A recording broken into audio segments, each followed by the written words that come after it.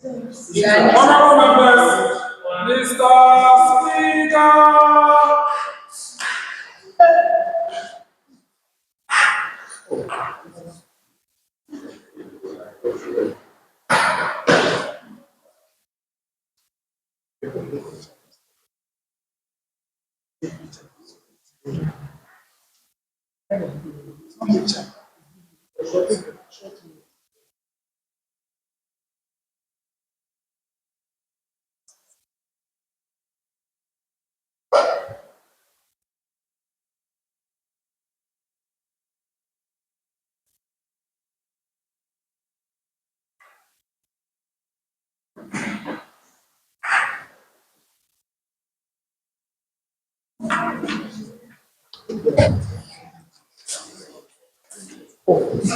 Please, you may resume your seats.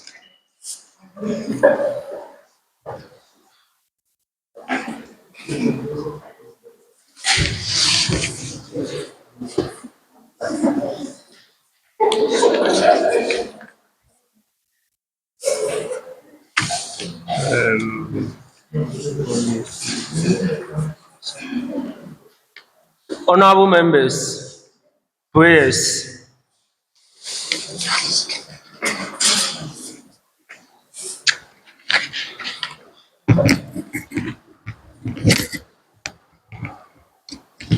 Almighty God, we humbly beseech thee to look with favor upon this Youth Impact Parliament.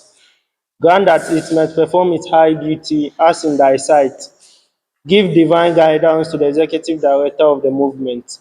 Endow members of parliament with discernment and vision, integrity and courage, that through the labors of this youth parliament, the interests and wishes of the members may be well and truly served, and thy good purposes for the common human life be realized in our midst. O God, grant us a vision for our youth parliament, fair as it might be, a fraternity of righteousness, where none shall wrong his neighbor, a fraternity of plenty, where evil and poverty shall be done away with, a fraternity of brotherhood, where all success shall be founded on service, and honor shall be given to the deserving, a fraternity of peace, where the youth parliament shall rest on the will of its members and the love for the common good. Bless the effort of those who struggle to make this vision a living reality. Inspire and strengthen our people that they may give time, thought, and sacrifice to speed the day of the coming beauty of the Youth Impact Parliament Ghana. Amen. Honorable members, you may resume your seats.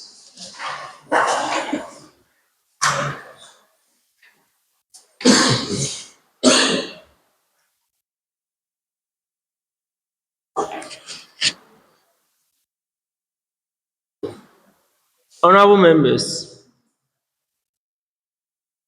honorable members, before we proceed, is there any MP who is here to take his oath?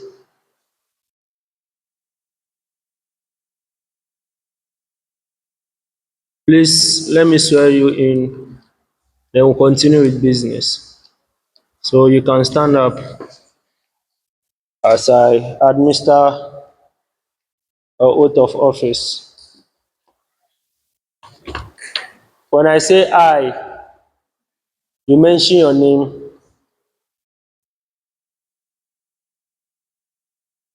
I, having been appointed Youth Member of Parliament of Youth Impact Parliament, do in the name of Almighty God swear, solemnly affirm that I will bear true faith and allegiance to the Youth Parliament as by law established, that I will uphold the integrity of Parliament and Youth Impact Movement, that I will faithfully and consciously discharge my duty as a Member of Parliament of Youth Impact Parliament for the Mention constituency, and uphold, preserve, protect, and defend the standing orders of the Parliament and the Constitution of the movement. That should I at any time break this oath of office, I shall submit myself to the laws of the Youth Parliament and suffer the penalty for it. So help me God. Honorable members, congratulations as you assume your designated offices.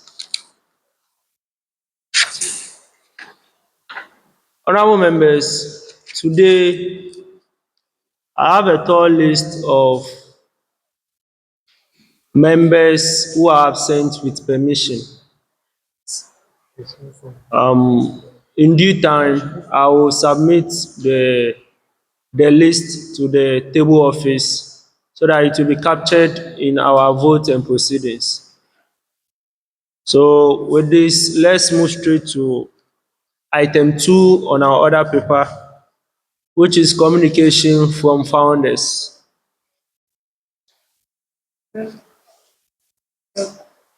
Honorable members, I read this communication on behalf of the founders. Dear honorable members, on behalf of the founders of Youth Impact Movement, I extend warm greetings to the Agges House.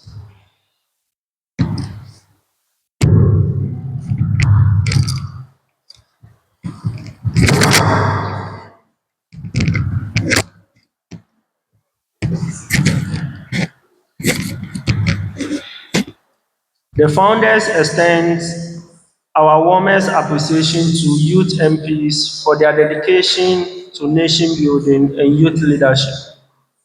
Today's sitting is significant as we are honored by the presence of two highly distinguished national leaders whose contributions to governance and political development remain remarkable.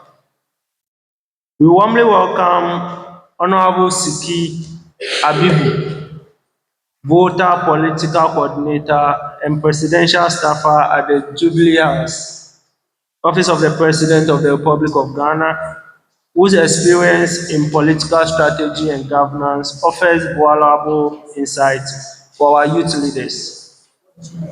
We are equally privileged to receive Honorable Joshua Makabu, former OT Regional Minister.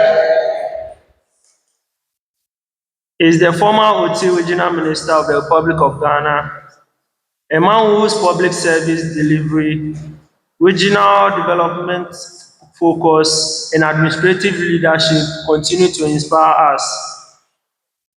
Their presence today affirms the credibility of our work as a youth-led parliamentary platform and strengthening the bridge between emerging leaders and national governance structures. As they address us later today, we encourage honorable members to listen attentively and draw lessons that will shaping your leadership journey. Thank you all for upholding the values, discipline, and vision of Youth Impact Movement.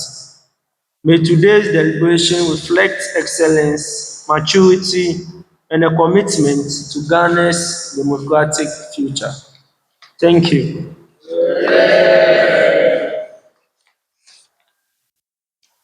Item 3, communication from Speaker. Honorable members, I welcome you to the 4th sitting of the first session of the 5th Parliament of Youth Impact Parliament, Ghana. I commend all members for your timely attendance, your adherence to parliamentary standards, and your dedication to the growth of our institution. Today's order paper is rich with parliamentary business, and I urge all members to approach each item with seriousness, clarity, and decorum. We shall consider the vote and proceedings of the third sitting, receive the business committee statement, and officially introduce new youth MPs who join us in this distinguished chamber. Honorable members, I want to draw your special attention to the motion listed under item 9, which form the central debate for today's sitting.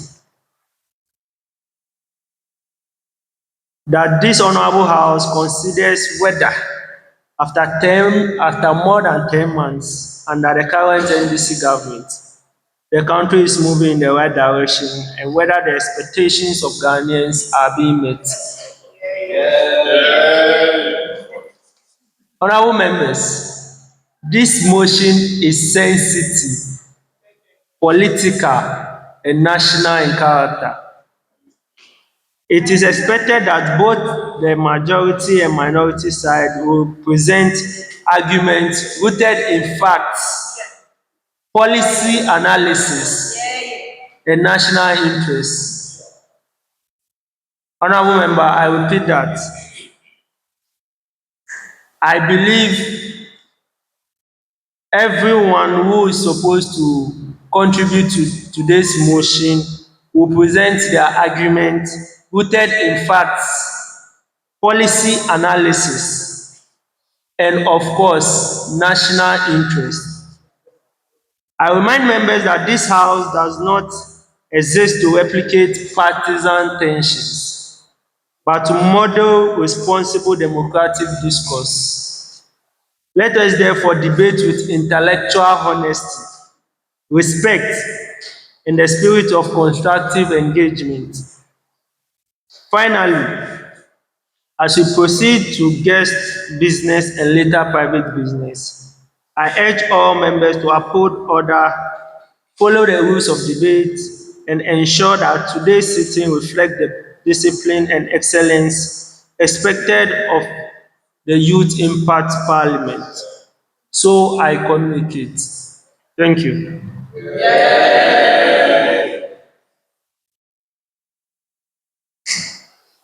Honorable members, we proceed to vote and proceedings of the third parliamentary sitting. Honorable members, as I communicated during our first sitting, that the vote and proceedings will always be shared electronically. So I believe every youth MP here has a copy of the vote and proceedings and has gone through it.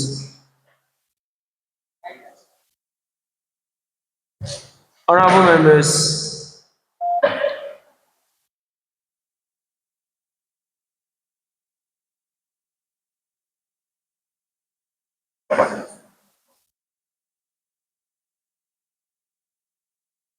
members, let's do corrections and matters arising at once for the vote and proceedings.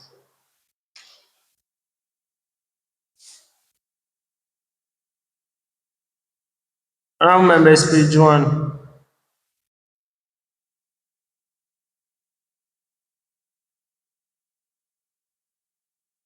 Page 2.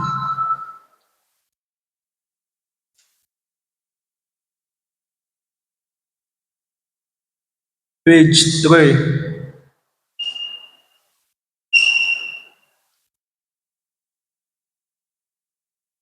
Page 4.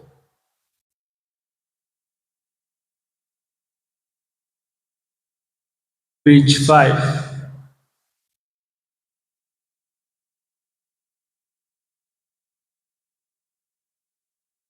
Page 6.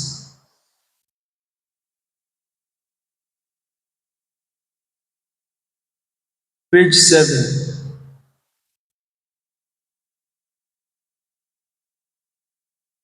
Last page, page 8.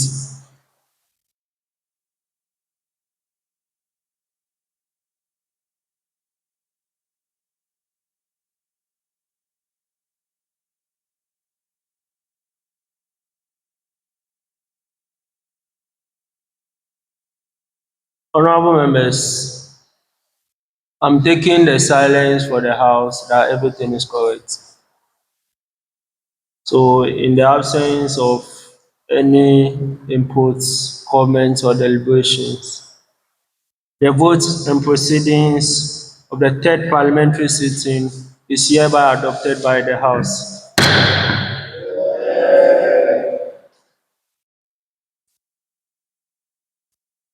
Item 5, Business Committee Statement. Today we have available leader. He will take the business committee on behalf of the majority leader.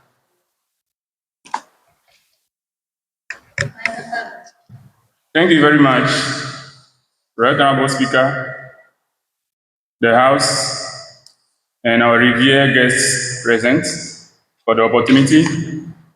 My name is Wanda Nicodemus Jamashi, the youth MP for the good people of the Great Anglo constituency. Mr. Speaker, I thank for the opportunity for inviting me to present the Business Committee report before the House.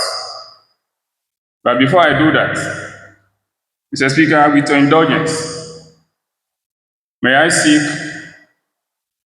the partake of the House that on Thursday, 12th day of November 2025, a tragedy has hit the shores of our dear nation when our fellow youths,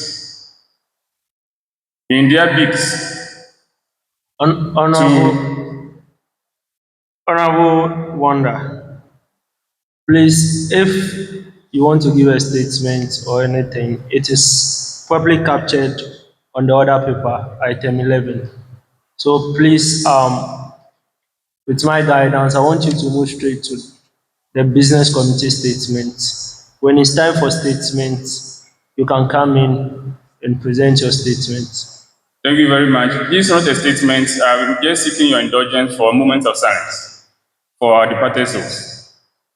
Don't worry, Honourable Member, please proceed with the business committee statement. I'll give you the opportunity for you to make your submission. Thank you very much, Mr. Speaker, for the opportunity once again. Business Committee report for today, Sunday, 23rd day of November 2025. Mr. Speaker, ideally lay. Before the commencement of business, item 1, we had opening prayers. Then we move to communication from founders. We go to communication from speaker. Then after that session, we go to commencement of legislative business, where the votes and proceeding of Hansard of the third parliamentary sitting held on 29th of October 2025 will be scrutinized and adopted. Their business committee report will be laid. Official introduction of youth MPs will take effect.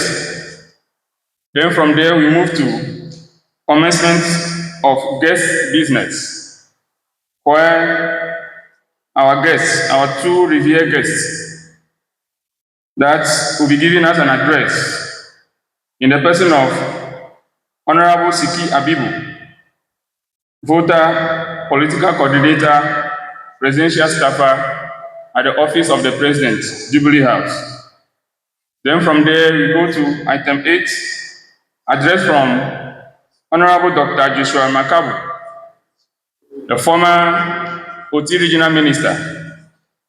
Then after that, Mr. Speaker, we go to commencement of debates on a motion which is so dear to my heart, which says that this Honorable House considers whether, after 10 months under the current NDC government, the country is moving in the right direction and whether the expectations of Ghanaians are being met.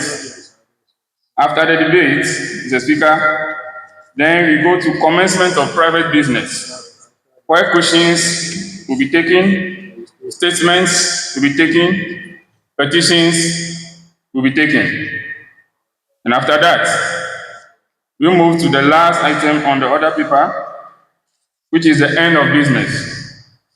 Without any further deliberations, Mr. Speaker, then today's fourth sitting will be adjourned to the fifth sitting, which will be a joint sitting of both chambers in December. Mr. Speaker, this is a business committee report of the day Sunday, 23rd November 2025. I so late. Thank you.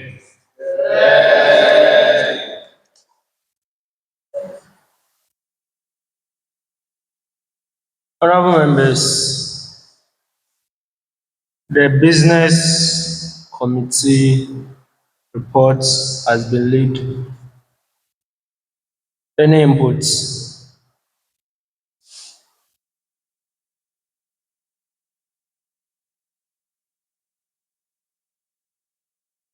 Honorable members, I have some inputs to propose for the House. So, honorable members, I want us to take the commencement of private business before the commencement of guest business. I want us to move the three items under the commencement of private business before we do the commencement of guest business.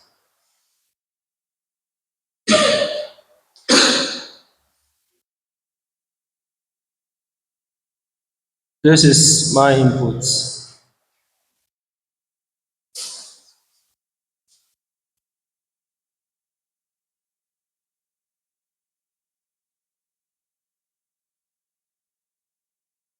Honorable,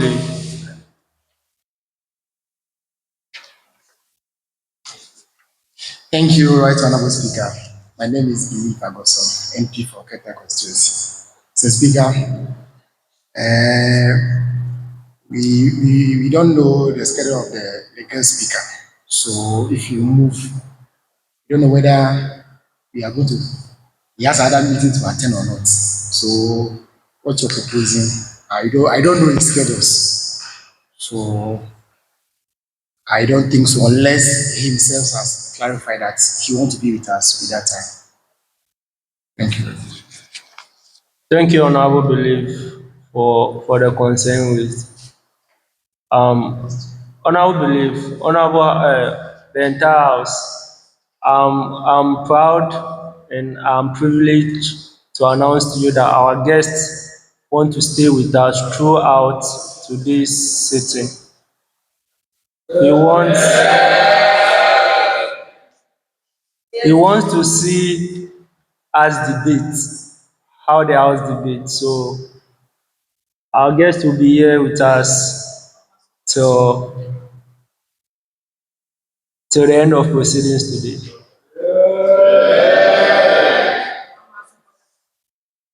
Honorable Samson.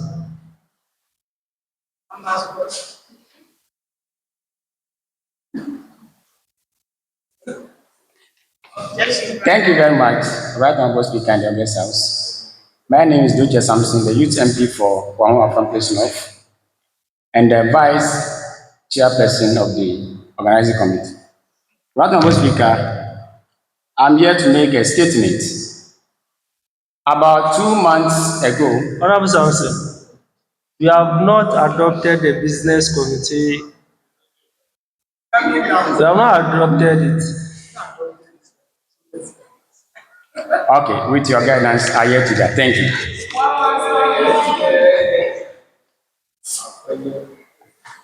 Honorable Wanda, I saw your I saw you earlier on.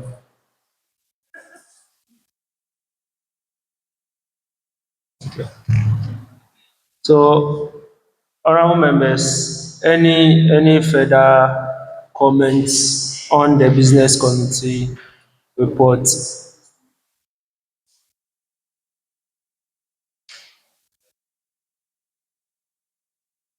Um, Honorable members, in the absence of no further deliberations, the business committee report laid by Honorable Wanda is hereby adopted by the House. We move to item 6, which is official introduction of youth MPs.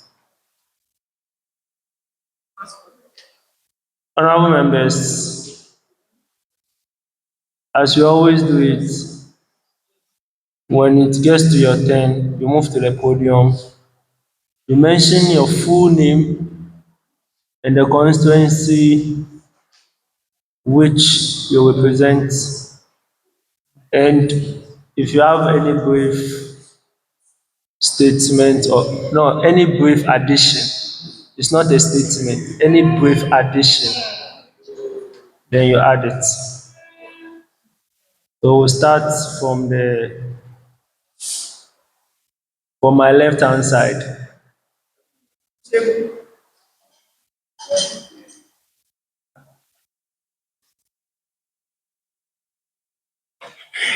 Good afternoon, everyone. My name is Ruth Ama Agbefiade, Youth MP for Ayawaso North. Thank you. And the chairperson for the Gender and Child Committee. Thank you.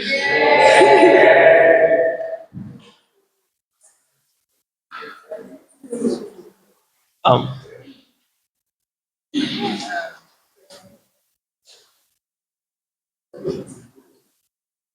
Hello, everyone. My name is Ohini Precious Abra. I'm a student of YTC and I'm here to observe.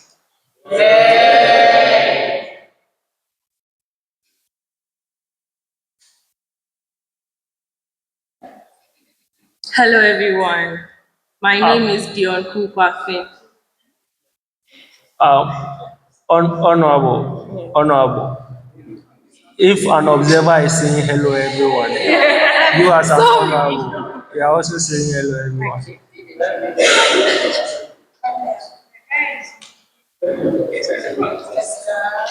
I'm in the person of Honorable Dion Kupafin, Deputy Clerk Finance.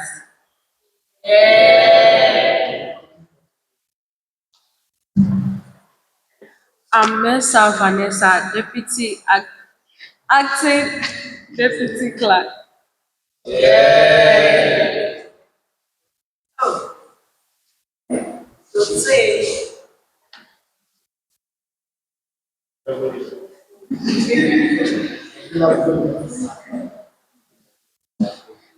Thank you, Right Honorable Speaker. I am Constantina Etornam, Agbenorlawoduga, Second Deputy Speaker for the 5th Parliament of the Youth Impact Parliament.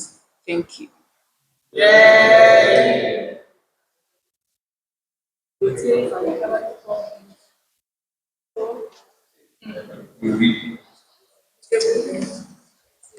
Thank you very much, Right Honorable Speaker and the Address House.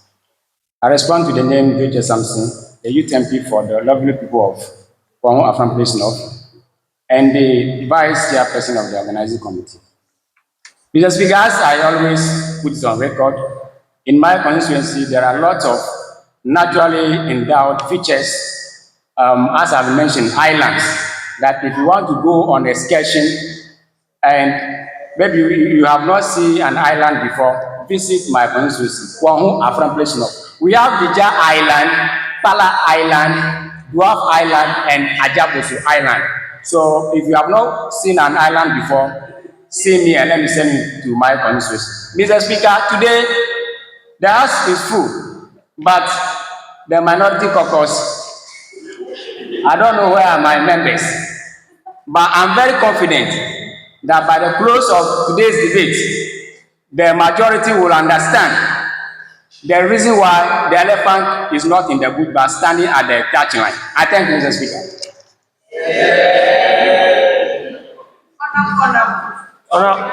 Honorable Samson, please don't mislead the House.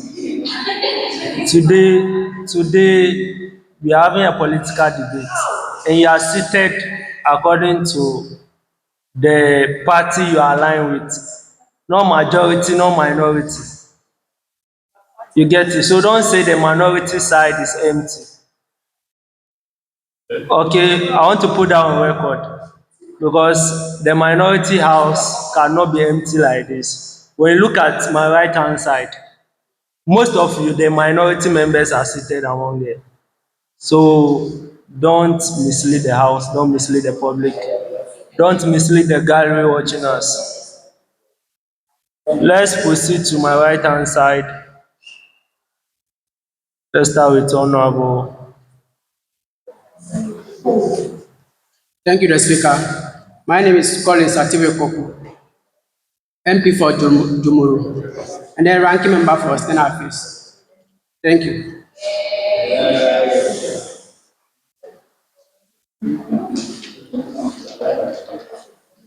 Thank you, Right Honorable Speaker.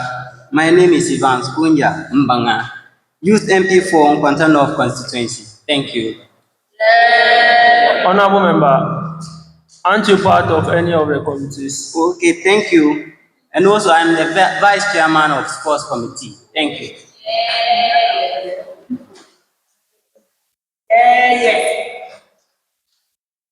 Thank you, Right Honorable Speaker. My name is Chumesi Lord Stowell, the MP for the good people of New Drabin South. And I'm the ranking member, I'm a ranking member for the Committee of Local Government. Thank you everyone for welcoming me here. Thank you. Honorable members, I want a special year for Honorable Listowell. He came all the way from Accra to attend to this city.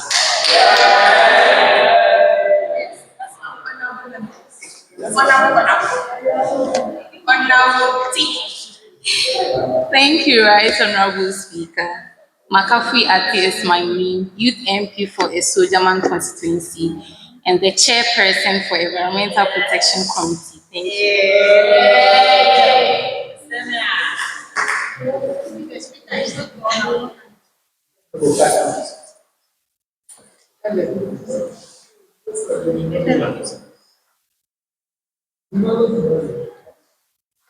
Thank you, Mr. Speaker. My name is Charles John, MP for Constantina constituency, and the chairperson of the Sports and Games Committee. Thank you.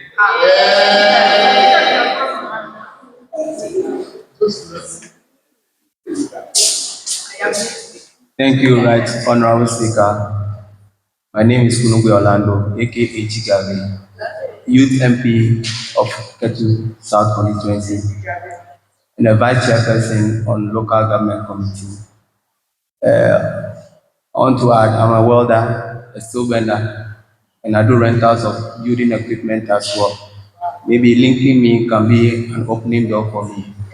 So I'll be urging you, honorable members of this honorable house, to at least give me that opportunity so that I can also aspire higher to become who I want to be in the future. Thank you very much.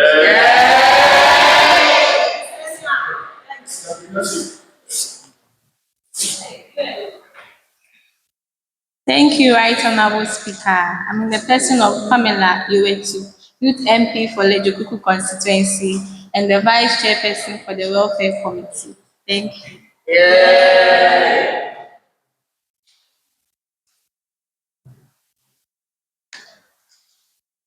Thank you, Right Honorable Speaker. I'm in the person of Bososena Nebi, the Youth MP for Takrady constituency, and the Vice Chairperson for Gender and Human Rights. Thank you. Honorable member, gender and human rights.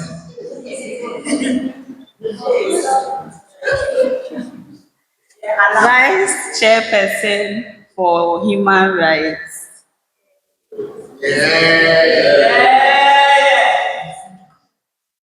Thank you, Right Honorable Speaker.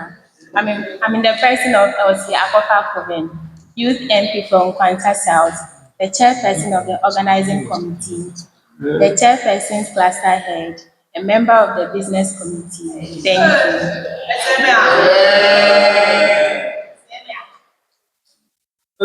Mr. Speaker, let me also introduce myself. Since people are also mixing up, I have a rap to do. My name is Honorable Jones Amagashi Glo. I'm the interim deputy MP for Whole Central. Since they are saying MPs need deputies, I'm the first interim deputy MP for Whole Central, aka Speaker Emeritus Jagaban. Thank you. Honorable members, it should be noted that this House doesn't recognize any deputy MP.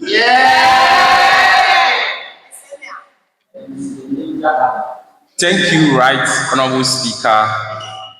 The name still remains Enock Sododzi, the first Deputy Speaker of this August House and the Chairman for the Appointment Committee and the Youth MP for Sege constituency. When you come to my constituency, we are the highest producer of salt.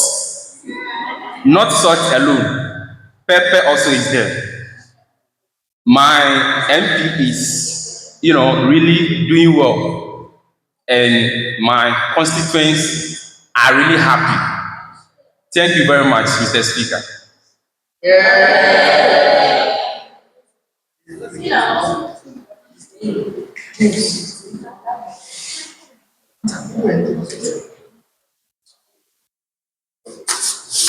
Honorable Jones, you are warned. You are Actually, to distracting. reduce this thing, you don't want to reduce it. Is everybody tall in the house? Thank you, Right Honorable Speaker. Ariasena Abude is my name. I'm the Chief Officer of the Youth Impact Foundation, the Youth MP for Whole Central, and Chairperson for the Special Budget Committee. Thank you.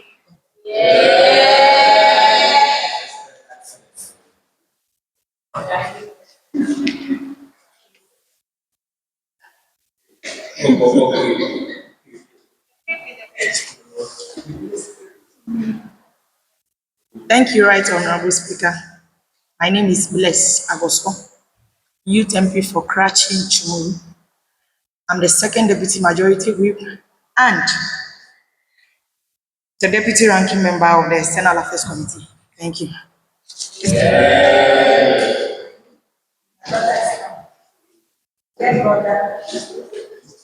Thank you, the Right Honorable Speaker. The name is Believe Agoso. I'm the Majority Chief Whip of the House, also a member of a business committee, also a member of a privilege committee.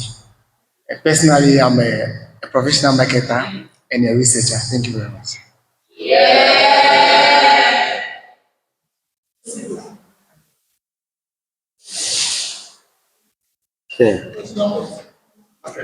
Thank you very much, Right Honorable Speaker. The name is Robert Fiaonu, MP for the lovely people of Karachi East constituency. I am the ranking member on the Intelligence Committee. Right Honorable Speaker, I am an engineer by profession, mixed with an agronomy. So I am also an agronomist. And by the grace of God, I tap also into the teaching field for 2 years. And Mr. Speaker, if you are here and you need a teacher for your students in the house from GSS 3 to Basic 5, Right Honorable Speaker, you are entitled to call on me and I'll groom your child for you, and you yourself will be amazed. Right Honorable Speaker, like I said, an MP representing the lovely people of Karachi East constituency, the only constituency that the other time I made known to the House that when it comes to yam, we are good at it, and people got offended. But Right Honorable Speaker, that is the fact that when you are looking for yam, proper carbohydrate, please come to my constituency. And I also want to commend my MP for the good work he is doing in my constituency, Honorable Nelson Kofi Jabbar. Most people call him the president for Uti region, because Right Honorable Speaker, if you look at the tremendous work that this young man is doing, it will amaze you. So I commend him using this platform. Thank you very much, and I pray that he continue doing the good work for us. Thank you very much.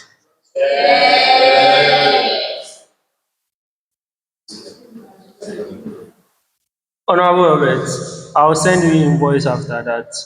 Okay. Thank you very much, Right Honorable Speaker, the House, for the opportunity.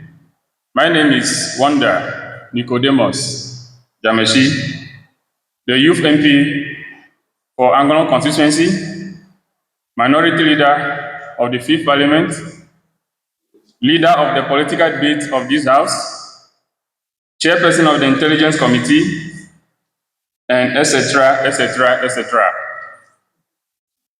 Mr. Speaker, I bring you one greeting from the good people of Angola constituency. We are doing very well when it comes to development, social amenities. Yes, we are on course. And my best regards to my boss and my mentor, Honorable Richard Kwame, the MP for Angola constituency, for the kind good work he is doing in uplifting the image of Angola constituency. To my fellow youth in Angola, yes, I thank you very much for making me being your representative here in this chamber. In fact, you can all see for all this work that I'm representing you well. I will come back and then we will deliberate on our agenda, which is Anglo Dream Project. Yes, I'll be back and we have deliberation on that. Thank you very much for the opportunity, and may YIP live long. Thank you.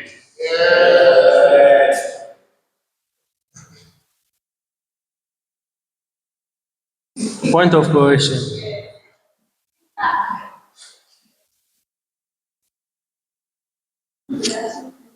Thank you, Right Honorable Speaker. The name still remains Enock Sododzi, the first Deputy Speaker of this August House. Mr. Speaker, I want to correct our leader. The MP's name that he mentioned in relation to his constituency is not the said MP. His MP is Komisefe. Kwame Jolly Gakpe is for Keta. Yes. Kwame Jolly Gakpe is for Keta. But he's the youth MP for Ango. Yes, but he mentioned Kwame Jolly Gakpe as his MP. So I want to correct him. Thank you very much.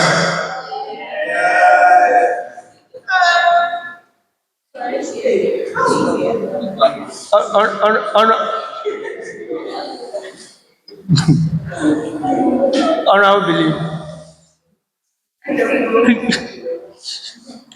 Thank you, Right Honorable Speaker. Name is Believe Akoso, MP, Keta constituency. Mr. Speaker, as a chief whip of the House, I personally want to urge every member here to pay attention when someone is on the floor. Our leader, I heard him mentioning Omisepe. So I didn't even hear Gakpe on this floor. So please, I'm urging now so that we can able to move fast and do our business. Thank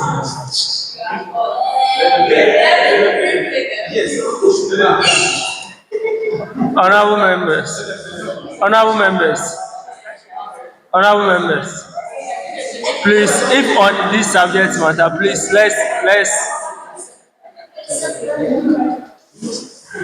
Honorable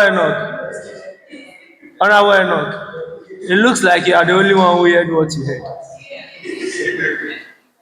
It looks like you are the only one who heard what you heard. Honorable members, during the introduction, I saw some of you making mistakes in the introductions, and some of you don't know the proper names of the committees in which you belong to. Honorable members, it's very, very fortunate that the orientation is still there. You can refer to it on the Youth Impact Parliament YouTube account. Go and replay and watch the orientation so that you will not keep making these mistakes. And for the names of the committees, please, you are all in your respective committees WhatsApp page. So at least you can refer to them and refresh your memories. So that next time we will not see what just happened here.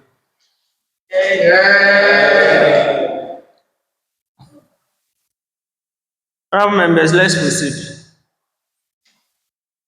As I mentioned earlier, we'll take the commencement of private business before we do the commencement of the guest business. So item 10, which is the questions. Honorable members, I've not admitted any questions. I've not admitted any questions for today's sitting. So we move straight to statements.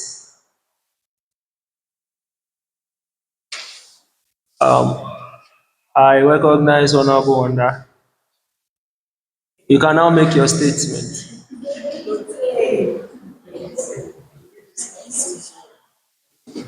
Thank you very much, Right Honorable Speaker, the House, for the opportunity once again. My name is Wanda Nicodemus Yameshi. In fact, my grandmother gave me the Nicodemus, and that's my Christian name. Mr. Speaker, as I earlier said, a tragedy has hit the shores of our nation once again, and it happened on Thursday, 12th day of November, Wednesday, 12th days of November, 2025, at Elwok Sports Stadium in Accra, when our youth, our fellow youth, in their bid to get recruited into the Ghana Armed Forces and to serve our dear nation, were found stampeded, and some 6 ladies, unfortunately and pathetically, passed away, with some others severely injured. Mr. Speaker, I want to seek your indulgence in paying a fair due condolence in a moment of silence to these departed soul, these heroines. But coming to think of it again, I think as a nation, we are not doing well. For me personally, I had a lot of relatives in the Ghana Armed Forces and other sectors under the Interior Ministry. And when I was a kid, all of them used to, during the time that they want to get recruited, they used to go and camp at a particular place for body selection and so on and so forth. For all this while, when I was small, for all this while, at my age now, this same process is still ongoing, without finding any appropriate ways for which this recruitment process or body selection can be done. I think it's been long overdue. After 33 years of our democratic dispensation under the Fourth Republic, it's not good of us as a nation. So I hereby want to seek the view of the House in case if there's any position paper that we can submit to the Defense Ministry or to the Chief of Defense Staff, or to the presidency.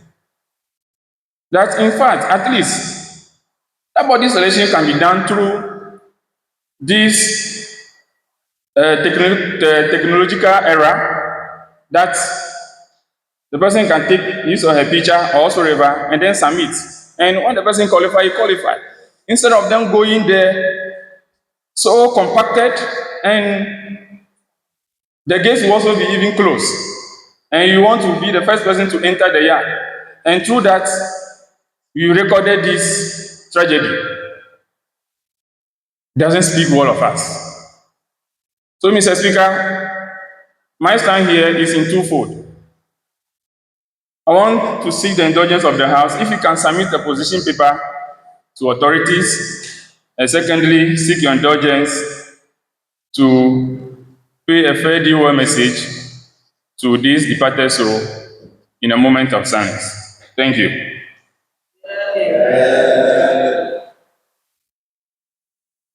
Honorable Believe.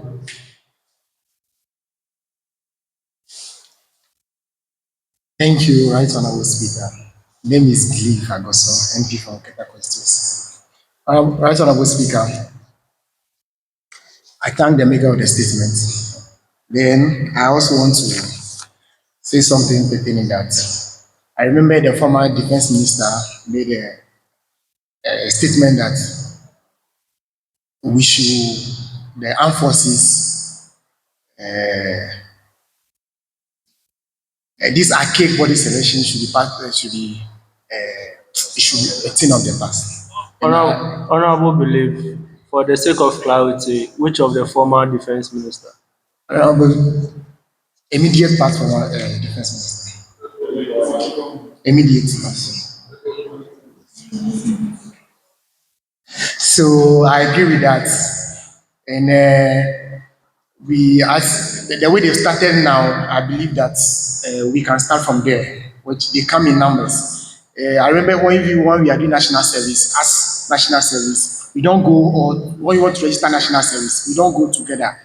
You go in badges, my time, you go in badges. Even passport office, you book appointment, then you go at your time.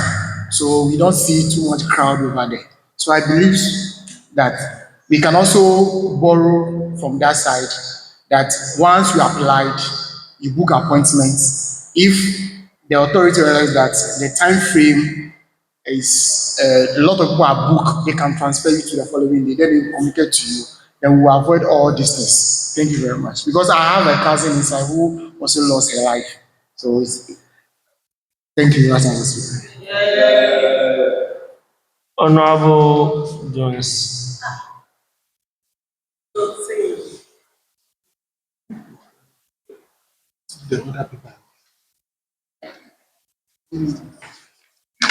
Mr. Speaker, thank you very much for this opportunity.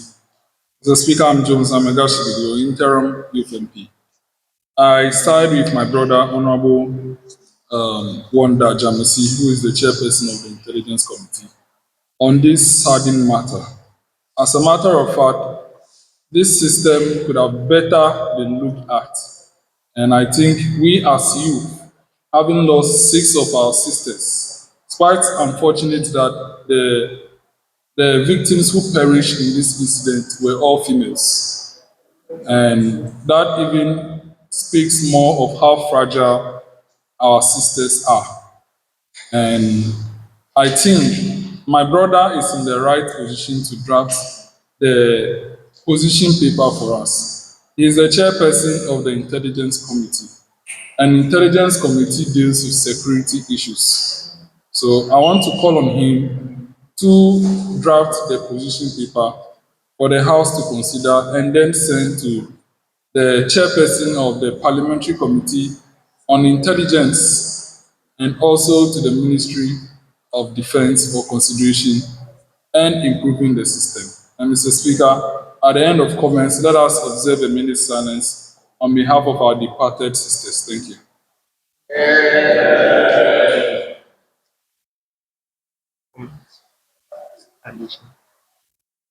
Honorable Samson, last comments on this statement.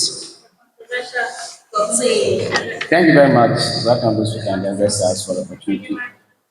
Right Honorable Speaker, I want to extend my profound gratitude to the maker of the speech or the statement. Actually, having listened to the news and watched what transpired over there, I have a very serious problem with humanity. I don't know why we are so careless, heartless towards our fellow human beings. But what I heard, if your fellow human being fell on the ground out of compassion,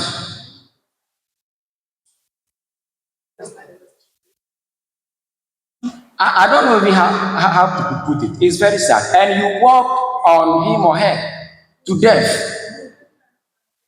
You will not feel any sad. Please, I am so pregnant. And the social worker, the social welfare workers, or the psychologists, I think they should be organizing orientations for us on how to handle humanity.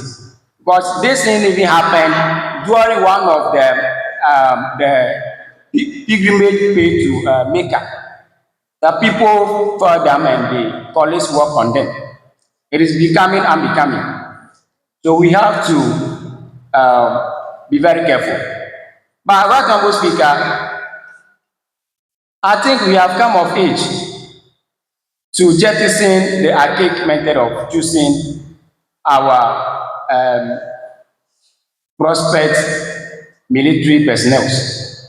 Gathering at one place in such huge number, to me, is very bad. They can segregate them into sections or schedule days for them to appear. I think that would be better. But coagulating all of them there, and this tragedy has hit us, is quite very unfortunate.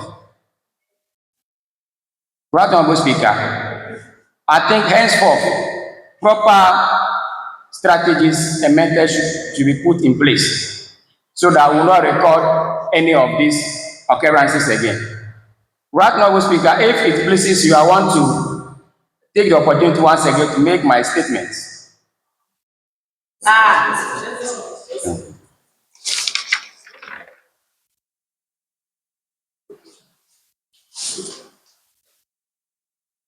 Thank you very much for all the contributions to the statement. I thank the maker of the statement too. No one deserves to lose his or her life in serving Madagana. All those 6 lives lost were potential great statesmen and women. No, statesmen. Or is it stateswomen? Yeah, they are all females. They are all statesmen. Honorable members, from this, I just took 2 key observations. One is that we live in a country where something has to happen before necessary measures will be taken. We live in a country where our authorities are not proactive. Until it happens, nothing will be done about that. It was after 6 lives were lost before we all saw that they can do selections or they can do recruitment without crowding a specific place. As citizens, we deserve better. We deserve more. And as a youth parliament, This is a more reason for us to push for more accountability from our leaders. And secondly, I want all of us to learn basic safety procedures or protocols. You may not need it now. You may not see the need now until you are faced with a challenge. Honorable members, on behalf of the House and on behalf of you, I want to extend our condolences to the families of those who lost their lives on Wednesday, 12 November at the Orwak Sports Stadium. And for those who were also injured, we wish them speedy recovery. With this, let's observe a minute silence in honor of the departed souls.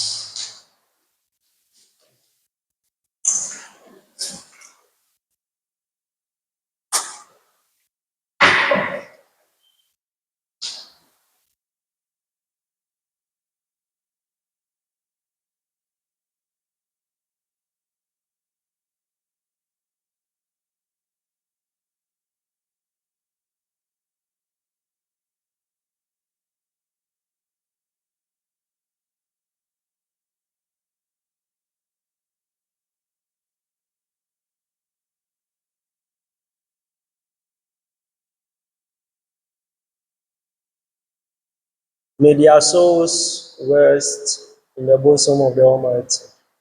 Amen.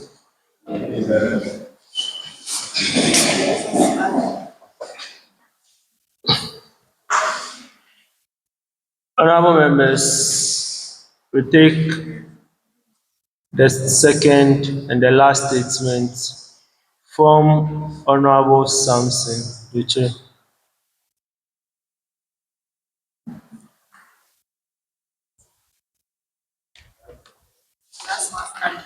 Thank you very much, Right Honorable Speaker and the Address House. My name is Dr. Samson, the Youth MP for Kwame Place North, the first Deputy Minority Whip of this House. As well, I am the Vice Chairperson of the Organizing Committee. Right Honorable Speaker, I would like to make a statement on some occurrences in my constituency.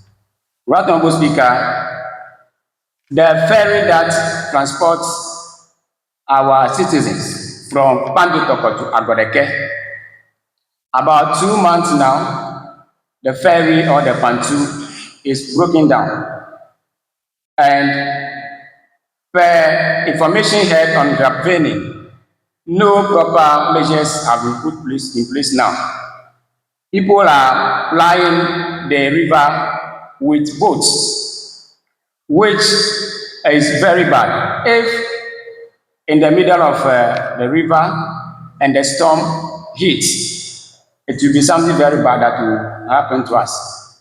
So I'm calling upon the junior leaders in Kwame Place North, the DC, the MP, and all other people that holds it as a duty to make sure that the Pantu is being repaired. Action should be expedited on this. Right now, Speaker, moving forward, our educational issues in the constituency, let me say, is getting very bad because teachers don't accept posting to most of the villages in Afram Place North. Most especially the islands that I've mentioned earlier on, they suffer teacher deficits.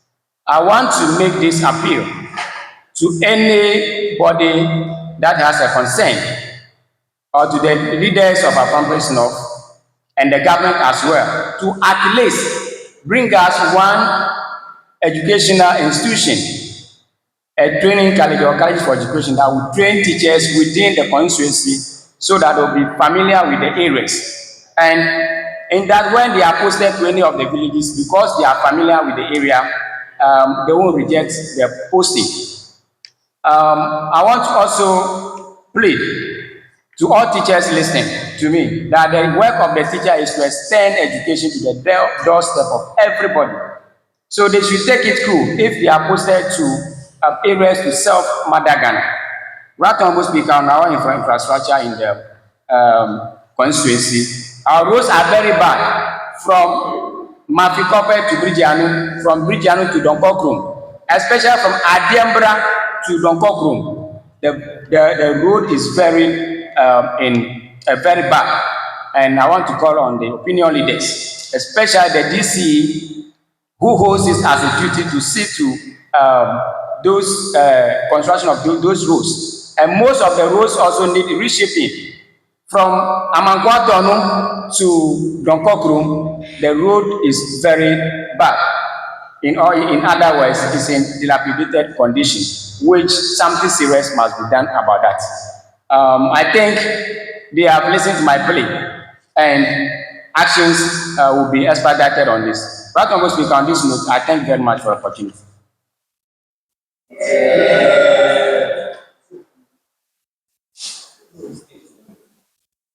Honorable,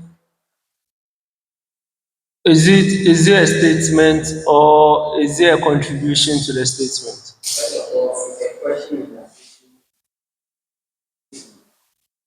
A statement that for something transpired, I want to express some displeasure.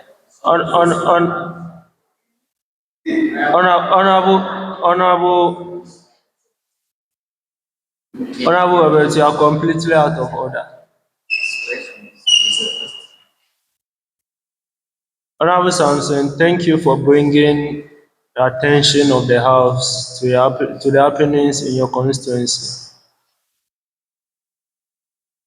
I believe the opinion leaders are watching. Even if they are not watching, you can cut that side of the clip and send to them. Whether they like it or not, they have to do something about that. Honorable members,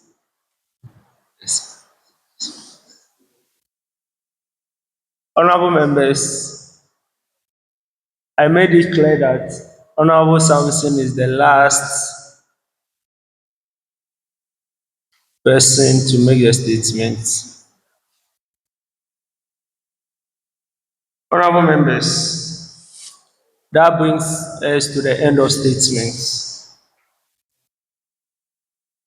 We now move to the next item, which is petitions. And I have not received any petitions from anybody. So that brings us to the end of the commencement of private business. Move straight to commencement of the guest business. Honorable members, as stated earlier, we have in the House Honorable Joshua Makabu, who is the former regional minister for the Oti region. Honorable members, as I stated earlier, he will be with us to the end of today's proceeding. But before we go into the motion, at least we have to hear from him. He has to share some insights with us so that we can also learn from his deep depth of knowledge. Honorable House, permit me to welcome or invite Honorable Joshua Makabu to the podium as he addresses the House.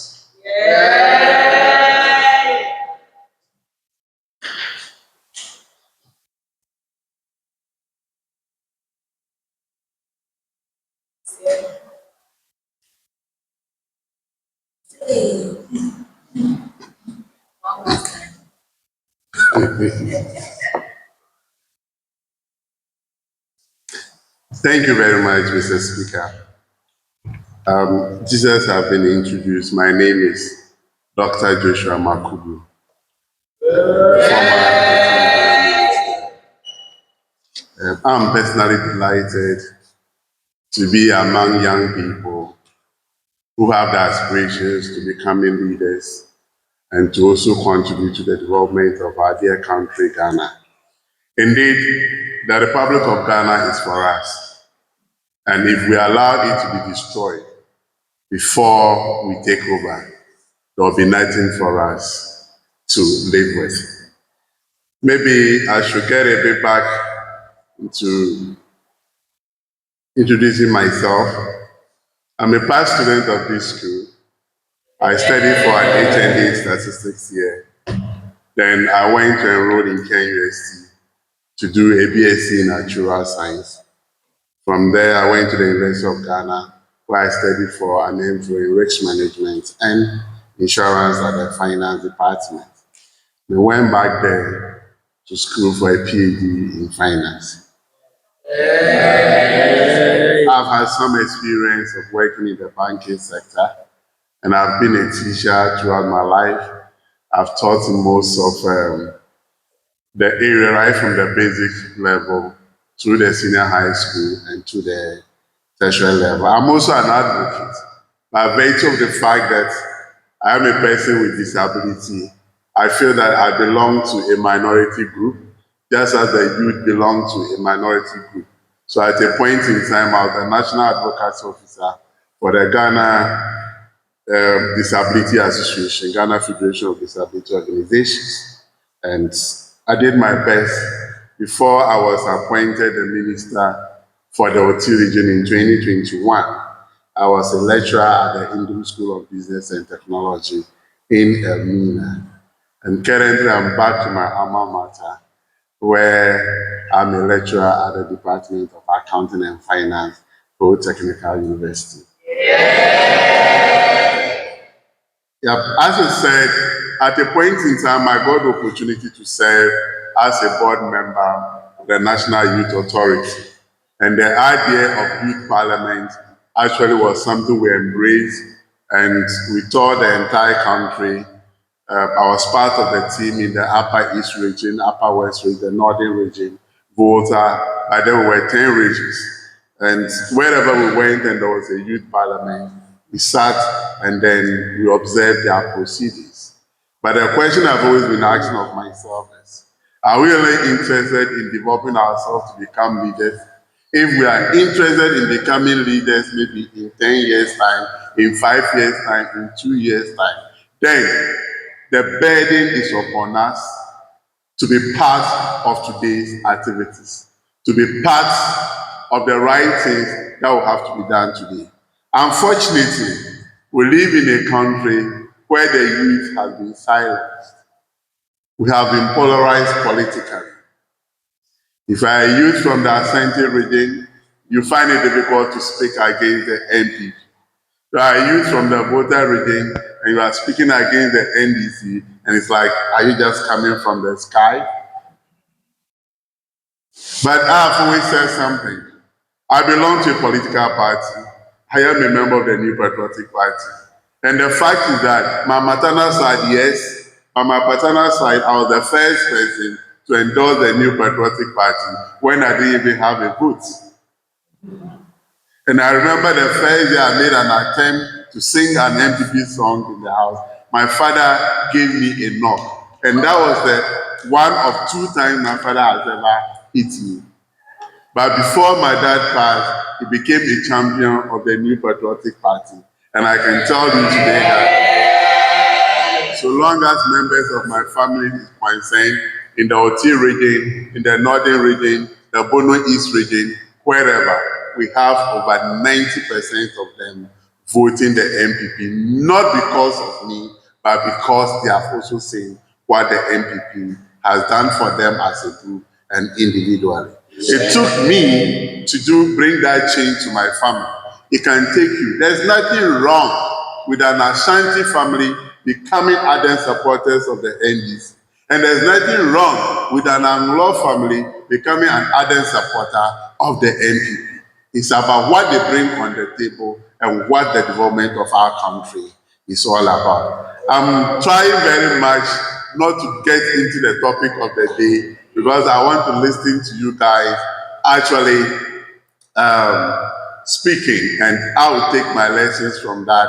Maybe the next time we meet, if I have some comments, I'll give. But my life as a politician hasn't been very smooth.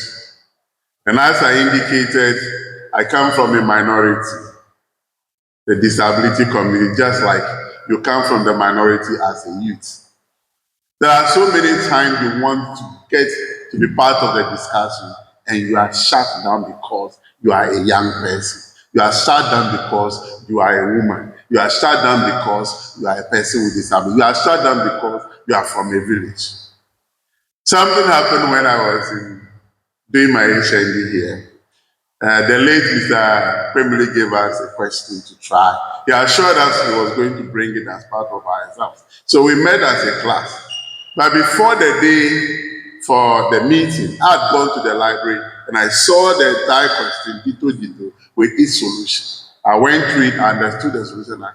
But when we went and we were doing the discussion, 3 people came to attempt to solve the question. They were not able to do it. When I wanted to also give it a try, one of my mates actually shut me down. I see because others couldn't do it, there was no way I could do. Not until the first semester results were released and people started looking for me. It happened also during the SRC elections. When I made a statement that I want to contest for SRC elections, someone said, you too? Why did the person say that? Academically, those contestants were not better than me. But probably because I was from a minority group. It didn't end there. And I say I contested to become the Assistant Regional Secretary for the NPP in Volta region, 2014 at the whole Poly Auditorium. Those days, I won that election without external funding. In 2018, I came back for re-election. I never got external support, and I still won the election. And when the OT region was curated, under normal circumstances, I could have been, the secretary was from the Volta region, and then I was the assistant secretary from OT. People were thinking, okay, why didn't you just upgrade him to become the secretary? Yet I have to go through another election. Where for that election, the same thing happened. It took Toby Nyonyo and one Dan Adoble. They were the only people who believed that I could serve as a better secretary. And I went in and won that election as well. Before His Excellency Nana Addo Dankwa Akufo-Addo appointed me as a minister. My appointment came with a lot of mixed feelings. While some people were thinking, look, it's about empowering the weak among us. Some other people felt that it shouldn't have been me. There were meetings, some chiefs will have to meet, say certain things, some people had to intervene. And if you analyze most of these things, it was because I came from a minority group, and that is persons with disability. I'm sharing this for you to know that as young as you are, your parents might not even want you to put up yourself for any election in your constituency. Your parents might not even want you to express a political view that is different from their political view. But as a young person who wants to be a leader, you have to be decisive in whatever you are doing. You have to inspire other people. You should be able to communicate very well to your parents, to believe in your vision, and allow you to go the way you think you'll be able to go. I would not want the youth parliament to become something we come to entertain ourselves and go. I think I must commend the one who made a statement that a position paper be made on the tragedy at the Airwax Hospital and submitted. I think once you submit it, also do a press release of it, that other young people will get to know that, look, this statement is coming from other young people like us, and we also have a quota. Today, what do we see? When people want to perpetuate electoral violence, that is when they call on the youth. And even if you are a young person today, you are given a political appointment, it is because you have what? A godfather, and they know that when they give you that appointment, you are going to succumb to the whims and caprices of what? That young father. How many young people, as a result of their hard work, both in the NDC and NPP, got an independent appointment. Do that research and see. You are a young person, you are doing very well, but your appointment will come because you have a godfather. I think this is not the way to train us. We need godfathers, but godfathers should teach us to be very independent and self-reliant. And those who are not privileged to have godfathers, at least they should also have that confidence in the system that if I work hard, I'll be what? Rewarded. Today, we've experienced change of government. There are national policies. When the MPP won their first election under the, what do you call it, John Ajekun Kufuor-led government, there was an initiative that didn't care which political party I belonged to. It didn't matter what my family social standing was, and that was the health insurance program. And I say this, and I will never forget this policy because my mom has some issues after the 1992-94 conflict in the northern region, and she has to be put on drugs. And I think the health insurance came in at the time that at least absorbed some of the family medical burden and allowed us to concentrate on her and to also be able to get other people to go to school. When Professor Evans Atamels was coming, and he said he was going to make the health insurance a one-time premium insurance, I was so happy that at least those who could not renew their card will get the opportunity of what? If you are going to pay for someone, you know it's what? A one-time premium, you will pay without having a problem. Unfortunately, when that came, it didn't materialize.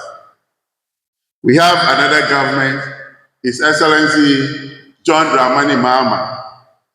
If he's able to make true his promise of the 24-hour economy, I am not sure the jobs that will be created in the private sector and the public sector will be identifying people with their political colors. Everybody will, what they call it, benefit from it. So it's my prayer that they actually succeed in implementing that particular program. And I can say that if that program does not materialize, it's going to have a very, what they call it, huge repercussion on the confidence of the younger people. The more people are looking for jobs, the more people are looking for their daily bread, the more they lose confidence in their abilities. I remember one day in an info class at the University of Ghana Business School, one Professor Dan Ofori, he made a remark. He said, there are most of us in the info class. It isn't because we are info students or we desire to read info programs, but because the MBA school fees was what? Higher. And we still want to have masters, we force ourselves into the info class because the fees was lower and it's also difficult and they were struggling. There are a lot of people who are military personnel today. They are not there because they feel that it's a call for them to serve their country as military officers, but because they were looking for a job. There are some people today who apply to be admitted to nursing training, not because they have the call to serve as what? Nurses, but they feel that as a nurse, at least you could have some automatic what? Postings. As a teacher, you could have some automatic what? Postings. Yet we have gotten to a dispensation where those other things are not what? Helping us. So we are looking at a future where the youth will continue to be undermined if nothing is done about it. In as much as I'm appealing to the private sector to come in here and not to rely only on government. No matter what the government will do, it will remain a political talk if anybody tells you that the government sector can help to resolve even 1/10 of the unemployment situation of this country.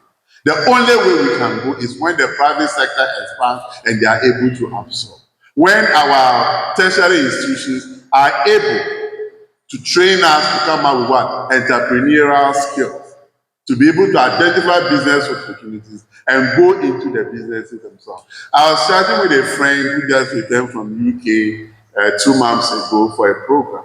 And I asked her, the job you are doing currently in the UK, if you were to be doing a similar thing in Ghana, don't you think you'll be making more money than what you are getting in the UK? It was like, how can I do this job in Ghana? Guys, let's just be very honest for ourselves. We live in an environment today, whether you like it or not. The husband is a public sector worker, the wife is a public sector worker, but the grandparents are there, the grandchildren will have to go to school. Who takes care of them? Yet you have trained as a nurse, you have not yet been employed, and you are sitting down. Let us begin to look at things. I'm happy one of you said he was a still bender. I am telling you, a tertiary student who is a still bender will definitely be able to maximize profit than somebody who just went to train as a still bender. Someone said, Karachi is they produce the best yam, the house of yam. I'm not sure the people in Constantina North will want to agree with that. And Karachi tomorrow may not also want to agree with that. What are we doing with it? Are we pushing ourselves into the agricultural value chain? The last time the Vice Chancellor of Old Technical University was talking, and remember that those days, whenever you mess up and you were being punished at the secondary school, you were asked to go and weed. So we grew up thinking that agriculture is what? A punishment. But I want to tell you that the new dawn is agriculture. It's not only about going to the farm, but find somewhere in the agricultural value chain to fix yourself. Mr. Speaker, I want to once again thank you for this opportunity.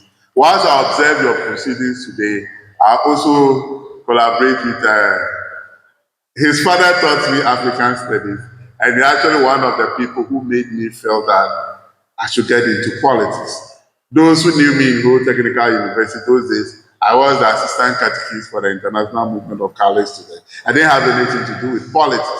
But when he was talking about the issue between the North and the South in Togo, and the story about Jomo Kenyatta and other Pan-Africanists, I feel that no, somebody must fight. It doesn't matter where you belong. So young men and women, Mr. Speaker, permit me to address them directly.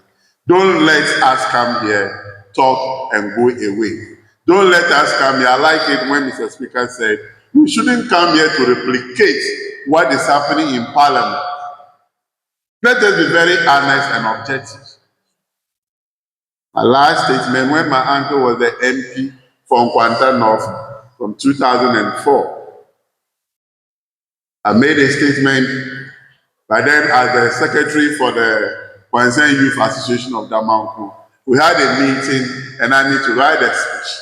And we indicated that if the Damanku area didn't get electricity, Constantina North didn't get electricity, and our roads were not shaped, and we didn't get our water problem resolved, it was going to be difficult for Honorable Joseph Mpunaya to be re-elected. That was published in the papers. My uncle got the paper, and when that thing came out, some family members became agitated. But fortunately, he took it, went to meet the president and told him that this is what my people are saying. These people that their names are here, they are all my boys. So if they are pouring this frustration, it means that the seat is not what? Safe. Within 4 years, they were able to pull electricity across the northern region, the River Oti, to the whole of the Nkwanta North area, treated water from the Oti River and supplied it up to Nkwanta North. And I think that if you are talking about development in Nkwanta North, that is the only thing we can boast of now, the electrification and the water project, which has even gone back. I'm saying this because it doesn't matter which political party you are. Your political party can get your vote, but don't let your political party trade your coins. That wouldn't help us as a younger generation. Thank you very much, Mr. Speaker.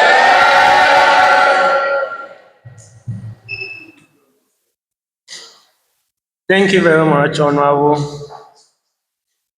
for that insightful speech. Honorable members, I believe you have learned a lot from it. Dedication, vision, self-belief. You should be consistent, should be truthful, and let your integrity speak for you. I see a lot of honorable members who wants to make contribution to honor what you said.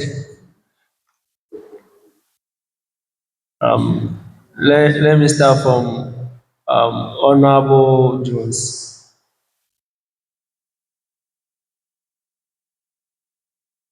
Zanin.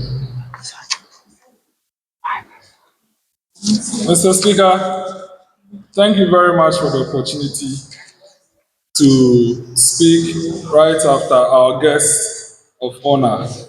Mr. Speaker, I must say that I am humbled by his humility. Mr. Speaker, I say this because not a lot of people who have served in high offices are this humble to come and interact with youths.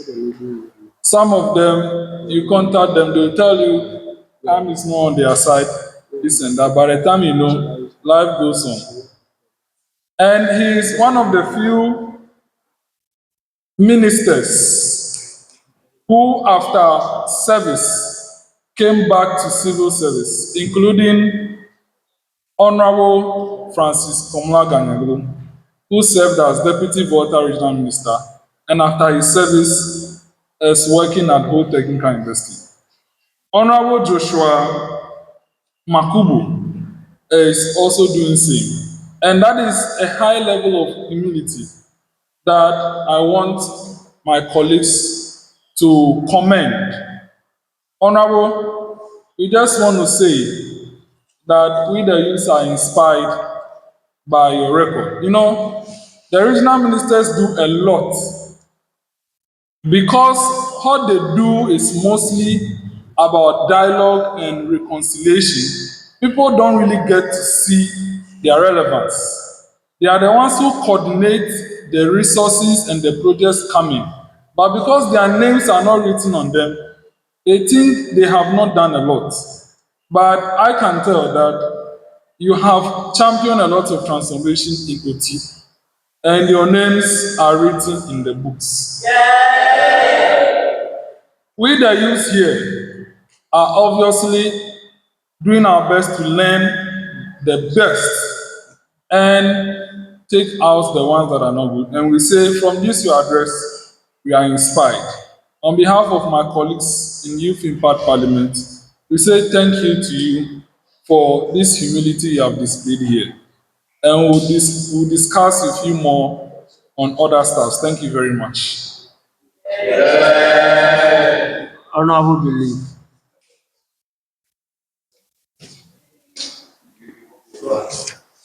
Thank you, Right Honorable Speaker. Right Honorable Speaker, my name is Believe Agoso, MP from Keta Constituency. Right Honorable Speaker, I want to thank Honorable because that was actually my statement I wanted to make on this floor before you didn't give me the chance to make it. I want to thank you because we the youth, as the name goes, Youth Impact Parliament, we actually want to be a youth, come out in the future with new ideas, not to follow what our leaders are doing today. But you realize that among us, we call ourselves youths and we want to make impact.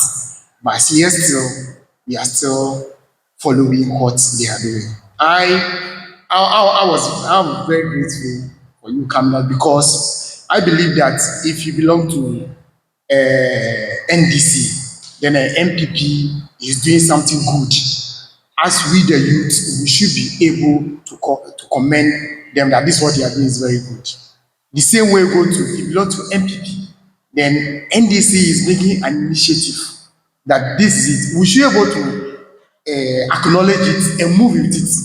But if we are here as a youth, then because something was read in the parliament, then you belong to NPP or NDC, then your mother party disagree with it because of politics, because they don't disagree with it, cameras are watching them. so they must show their face. But if we, the youth that are behind the camera today, we are still following them, then I believe that we are youth not to make impact. So thank you very much for the statement. Thank you. Honorable Belief, I see what you tried to do there. I read between the lines. But anyway, it's part of the proceedings of the House. Honorable Robert, what other a follow-up? We still do the follow-up. Yeah, thank you very much, Right Honorable Speaker, for this great opportunity. My name is Robert Fion, MP, representing the lovely people of Kratchis constituency. And I will say I'm much grateful. I've appreciated so much your coming, Honorable, to come and give us this wisdom. And yes, I'm from Oti region, from a suburb of Katanga district called Matamanu, a very deprived village for that matter. But yes, some of us, we are emerging. And in fact, I'm very happy that you are coming from that side of the world, because even the region itself has been deprived in so many ways. So I'm happy meeting you, but there is something that I want to draw attention to with regards to my town called Matamanu. Because when you look at Oti region, especially Kratchis constituency, you see that a lot of the towns there are island towns. And the shortest way to get to the main road is through Matamanu. When you are from Peposu, you are from Dadoto, you are from those islands, the shortest way to get to the mainland is through Matamanu. But Honorable, please, if you see our road, you can't even take bicycle to walk on it. And it is very bad. And anywhere I get to, I always hammer on this. Because if that road, in fact, can be made for us, we, the people, we, the islands people, we are the ones who supply food to Accra, even to feed. We, the Oti region, we can be able to feed the whole Ghana if truly things can be made well for us in terms of road that can link to the main road. So, Honorable, thank you very much. Today, I will take your number by the grace of God, if that liberty will be there. Yes, because we need a lot of development in Oti region and precisely my constituency. Thank you very much.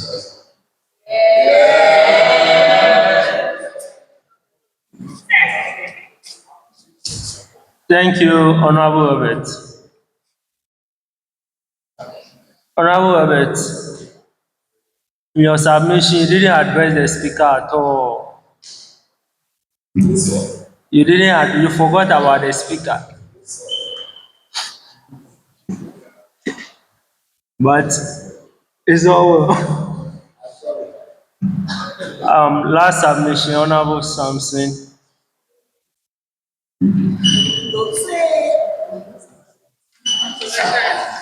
Thank you very much, Right Honorable Speaker, for the opportunity.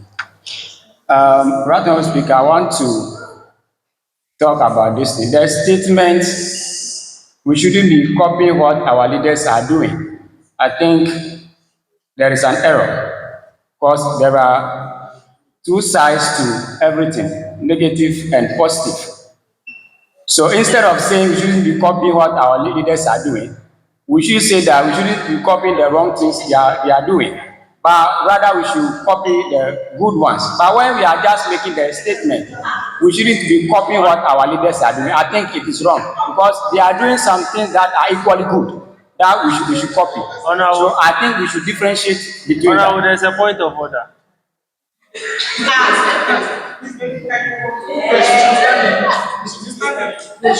Thank you, Right Honorable Speaker.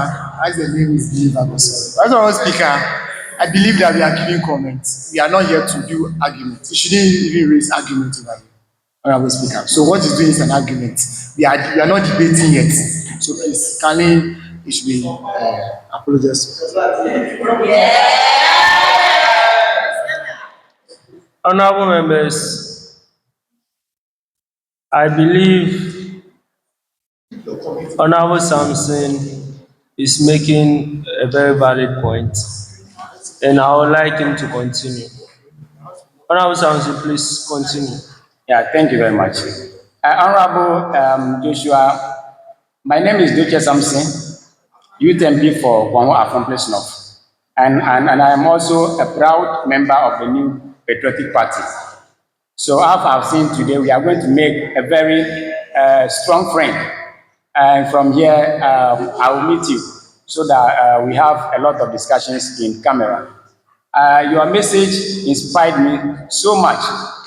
It taught me that no matter the rejection, the suppression, you should still stand tall among them.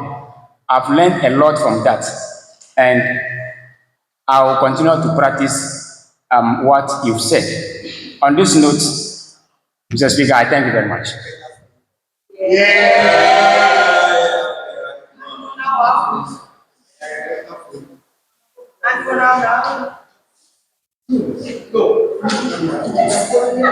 Honorable Wanda.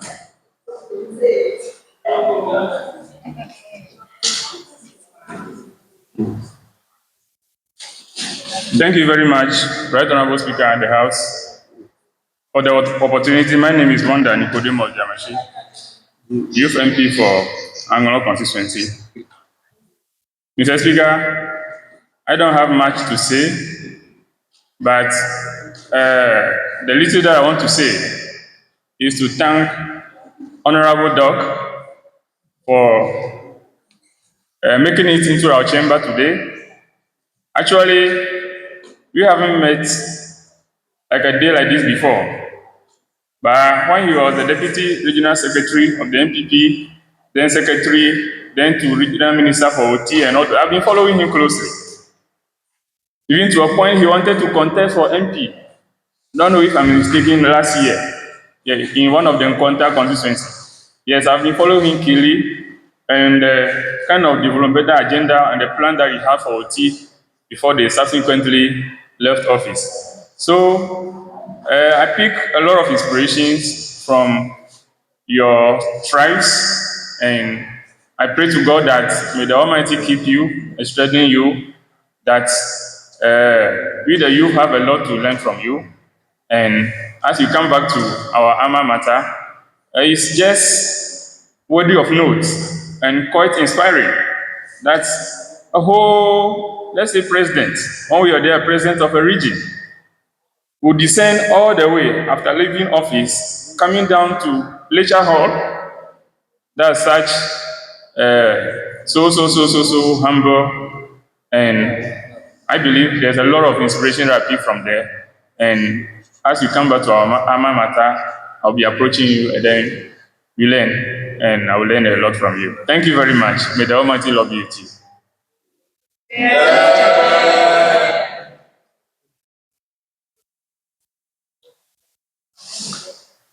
Thank you very much for all your contributions, honorable members. I would like to thank the former OT Regional Minister once again for his inspiring speech. Honorable members, we move to commencement of debate on motion. Today, we're debating on the motion that this Honorable House considers whether, after more than 10 months under the current NDC government, the country is moving in the right direction, and whether the expectations of Ghanaians are being met.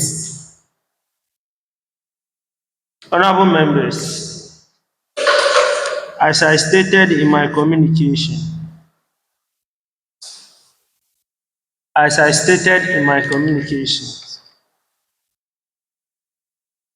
your arguments should be rooted in facts, policy analysis, and national interest. Honorable members, we are not here to create political tensions among the youth MPs in this house. We are not here to say hurtful words to our brothers on the other side who have different view on how the country should be run. Honorable members,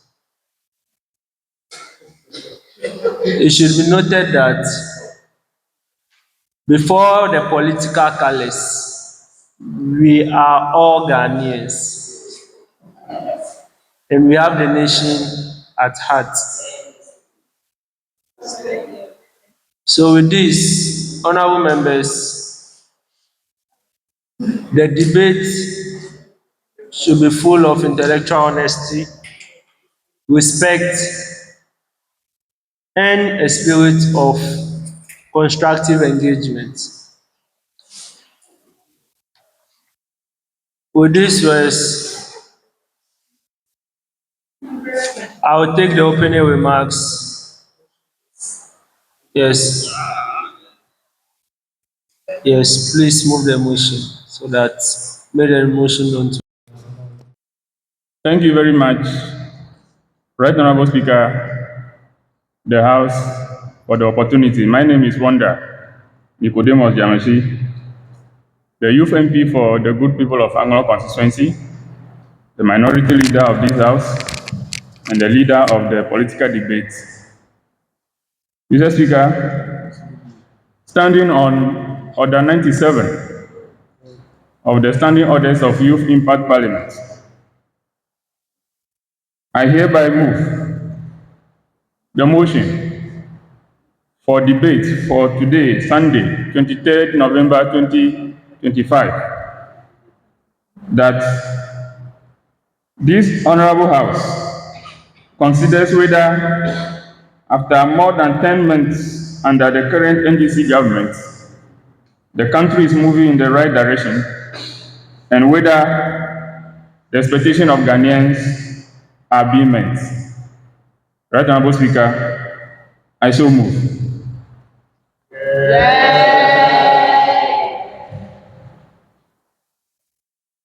Any seconder?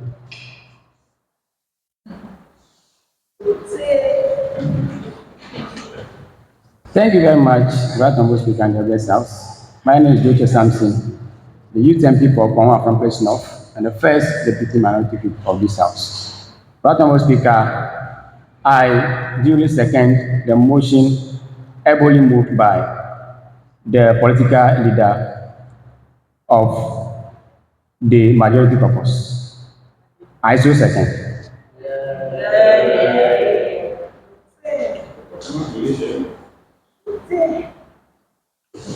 Honorable members, the motion has been moved and duly seconded.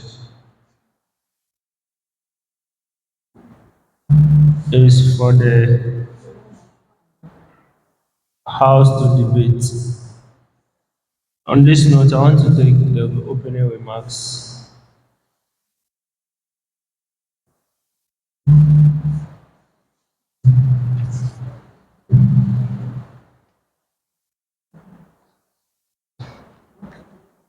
Thank you very much, Right Honorable Speaker, the House, for the opportunity once again. My name is Wanda Nicodemus Jamashi, the youth MP for the good people of Anglo constituency. Mr. Speaker, the motion before the House is a very dicey one, and we youth aspiring into leadership, we youth that are potential leaders who aspire to lead this country in the years ahead of us, take thorough scrutiny of the policies and policy initiatives and directives that have been implemented by the current administration. Mr. Speaker, in the run-up to 2024 general election, the great NDC, National Democratic Congress, headed by our flag bearer, then candidate, His Excellency John Dramani Mahama, you went out to the length and breadth of this country, proposing policies, winning the hearts and souls of Ghanaians, that when given the mandate to rule the country for the next 4 years, we will be able to implement these policies. And upon entering into the ballot, both on 7 December 2024, the good people of this country overwhelmingly, in fact, gave us the mandate to rule this country for the next 4 years, based on the policies that we preached to them in the run-up to the general election. And on 7 January 2025, when the NDC government assumed office, headed by His Excellency John Dramani Mahama, we inherited an economy that's crippled by high debt service, fiscal recklessness, high inflation, a fast depreciating currency, low investor confidence, dwindling foreign direct investment flow, massive uncontrolled corruption that had become endemic, dragging public resources and suffocating growth, high energy insecurity, high unemployment rate, and unbearable hardship for the Ghanaians households. Mr. Speaker, Ghana was indeed at the bottom of abyss, a nation in distress, with its economy breathing and its people weary yet yearning for a government with the courage and vision to rebuild our nation. Through decisive leadership, bold reforms, and resilience of the Ghanaian people, we began to turn the tide. Mr. Speaker, the results speak for themselves. In less than a year in office, we are able to record strong economic growth, falling inflation, a stronger CD, improve external buffers, restore fiscal discipline, deep fiscal reforms, stronger independent fiscal oversight, lower borrowing costs, significant debt reduction, restore investor confidence, expanded social protection, better debt management strategy, and massive infrastructure development. Mr. Speaker, this progress is a fruit of sacrifice and discipline. Ghanaians have tightened their belts, business adapted, and government stayed the course. Barely a year ago, our economy was very uncertain, and you and I can attest to that fact. Today, the CD in your pocket is very stronger. Prices are reducing, and new opportunities are emerging across agriculture, industry, and technology.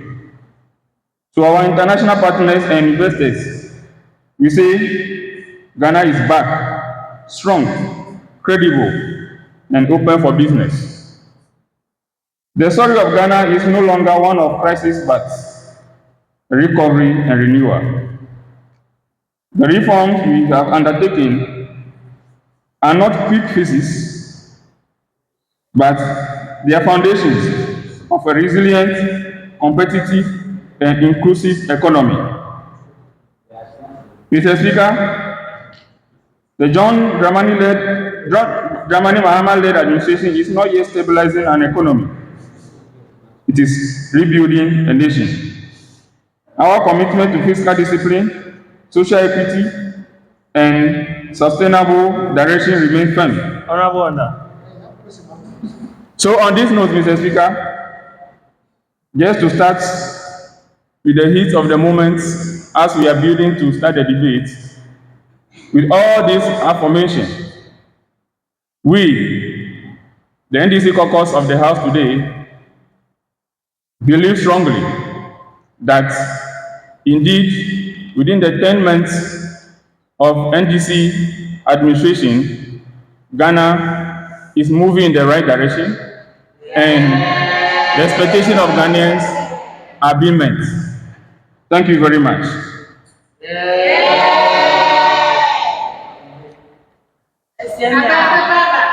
Honorable Samson.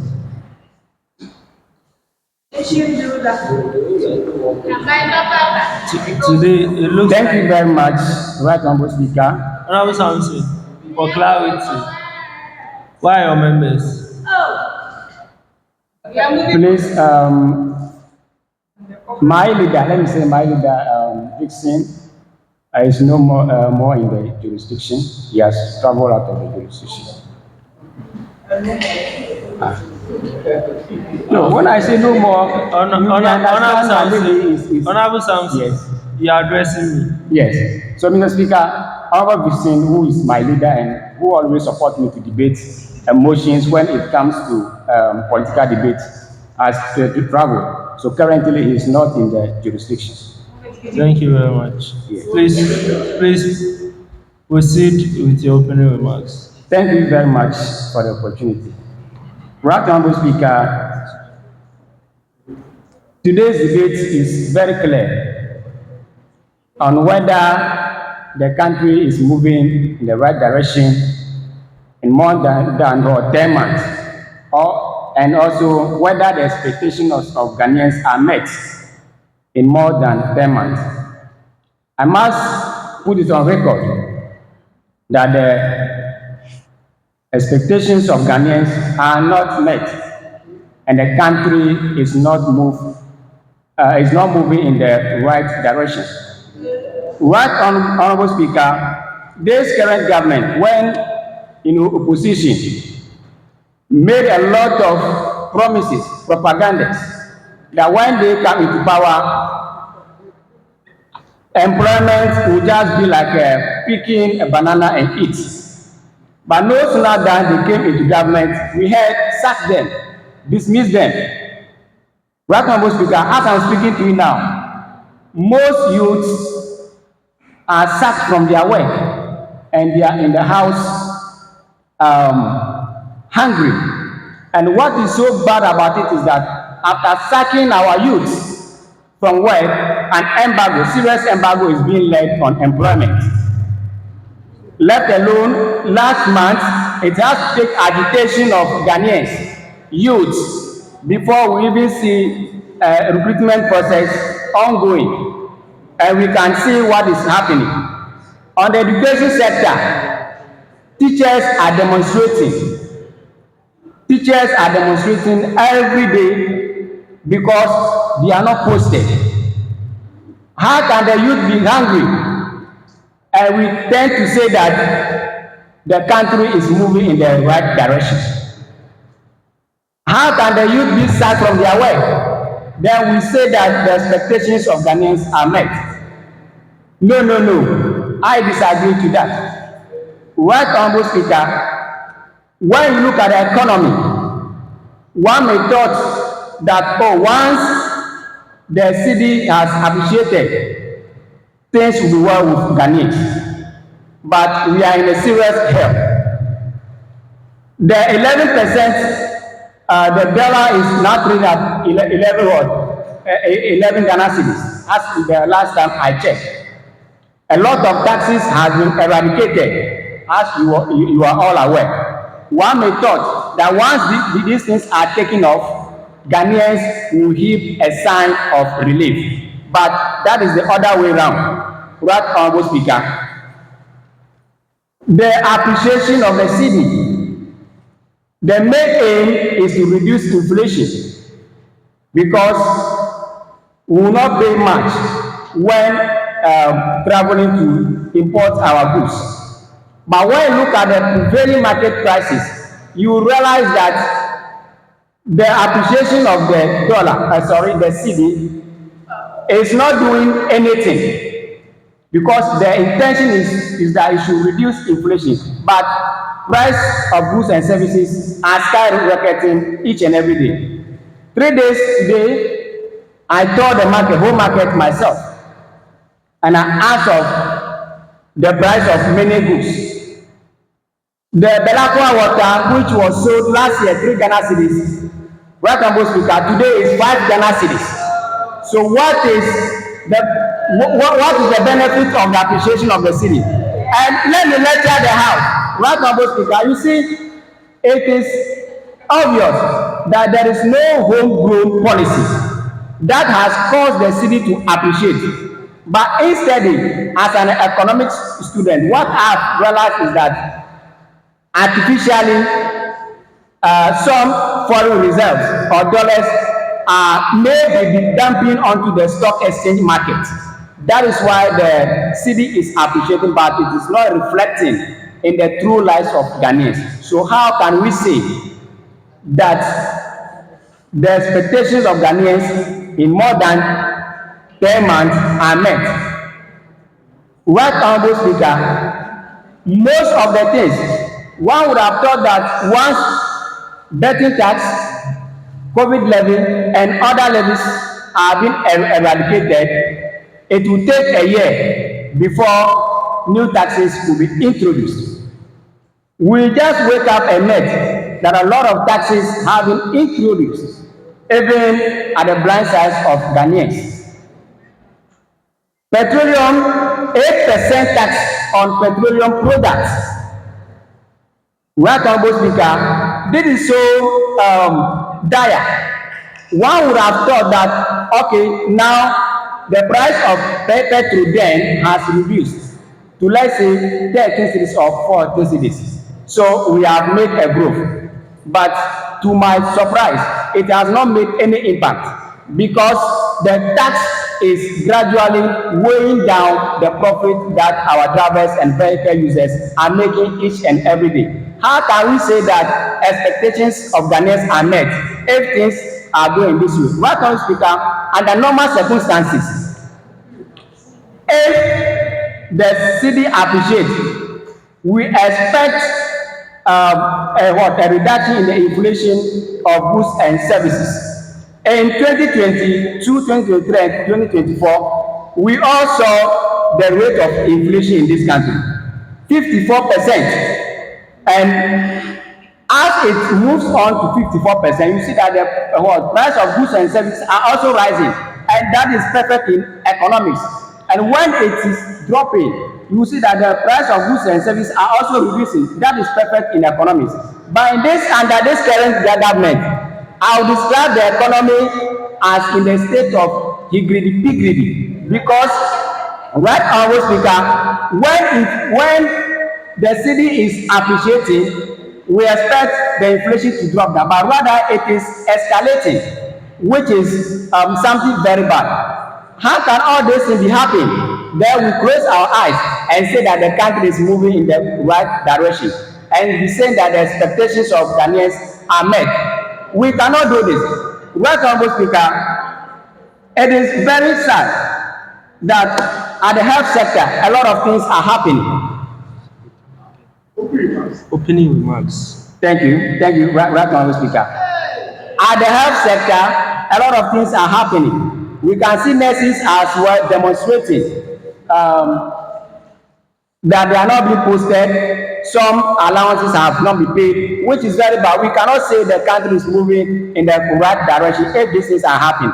We cannot say that the expectations of Ghanaians are met if these things are happening. Right, Honourable Speaker, on this note, I thank you very much for giving me the opportunity.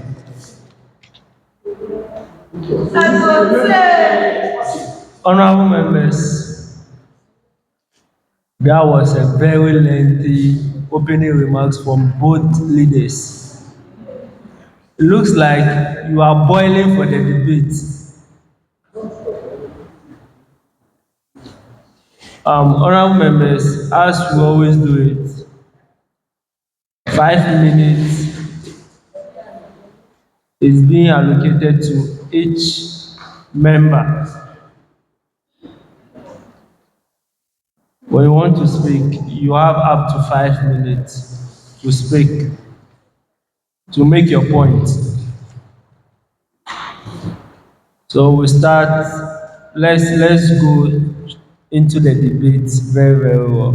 I see that the house is getting hot. Honourable Believe, you have 5 minutes. Honourable members, the first deputy speaker to take the chair. Thank you, Right Honourable Speaker. The name is Enock also, MP for Keta constituency. Honourable Speaker, I think the other side of the house are actually not getting the motion very well.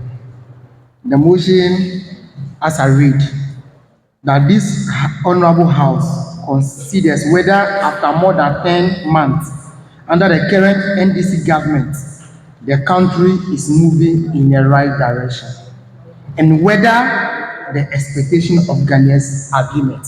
Underline the expectation of Ghanaians are being met. Right, Honourable Speaker, going into 2024 election, these are the complaints of Ghanaians. Number one complaint of Ghanaians is the dollar rate. And as we talk about the expectation, as it stands now, as he mentioned, that the dollar is now 11 cedi. As at 2024, dollar was actually around 60 to 70 cedi. So, we saying that if the expectation met, 11 cedi to 16 cedi, the expectation has been met. Right, Honourable Speaker, I want also to put on record that my other side, my honourable member from the other side, been mentioning about a lot of people, a lot of youth at home are not employed. This is a government who has come into power just less than a year. If you read, as you are telling us that a student of economics, so and so, thank God, you're a student of economics, you study economics, and accounting, if you also had the privilege to study accounting, BTU, that government said they are auditing before re-employment. And by grace of God, when they were doing that auditing, a lot of ghost names have been removed from the system. So, by the ghost name removed from the system, it has saved Ghana a lot of money. Is Ghana not moving in the right direction? I leave it for them to answer. And he's talking about, he was in a market the other day doing price survey, so and so. See, 2024, a price of Abena rice, which I bought myself, was 120 Ghana cedi. The last time I bought Abena rice was 90 Ghana cedi. Do the mathematics. Is the Ghana not moving in the right direction just in 10 years? Even to add, we are here saying 10 months people are not getting job. The youths are in the house. I want to let you know that somebody made a statement in this house that there was a stampede.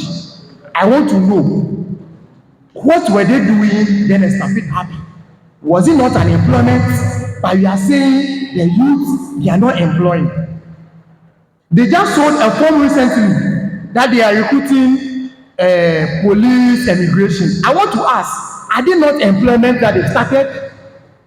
If you are saying the youth at home, these are the employment they started. We read a statement over here. You came here and you are talking about it.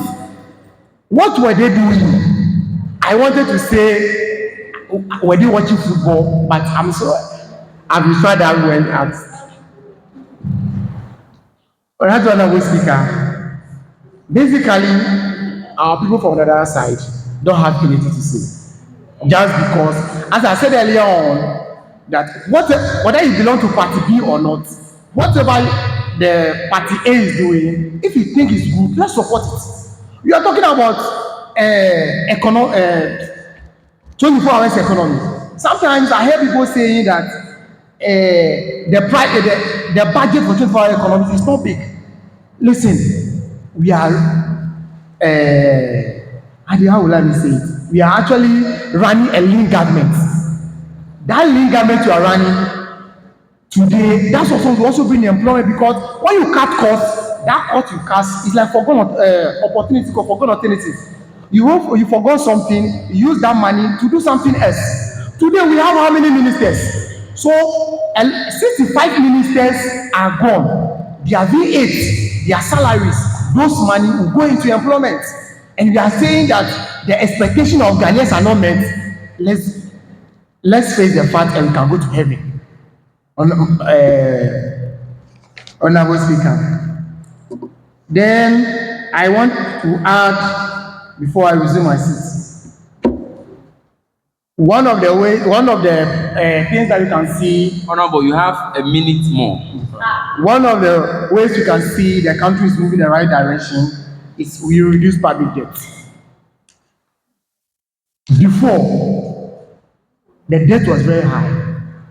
Whether they have found a way, whatever way the debt has been reduced. Let us not say that it is because of so and so, debt has been reduced. If you have that strategy, we are in power for good 8 years. Why won't you reduce the debt?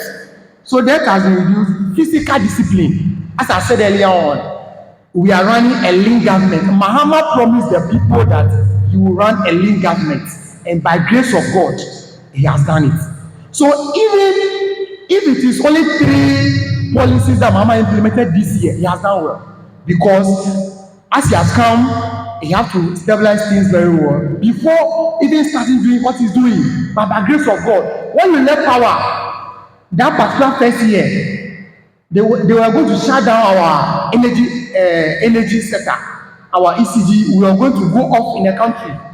Where were you shouting? We are going to do so. By grace of God, Mahama was able to do it.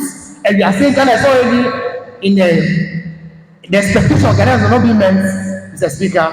What I can say is that, Abai Papa Abai, let's all come together, build Mother Ghana, and lead a better Ghana that we want to lead. Let us not destroy it before we go leading a destroyed country. I thank you. Thank you very much. Honorable, that's a massive submission, very aggressive. Honorable Samson, you have the floor. Oh, easy. Thank you very much. Please. Honorable Samson. Please, I will not agree to that. Honorable Samson. One. Honorable Samson, please. This is my chamber. Please. Just go by what I said. Or I will say. Please. Kindly resume your seat. Please. Kindly resume your seat. I will hear to you. Thank you. There's a slight change. Please. Actually, you are only one. Okay, you are only one, and they are more than you. So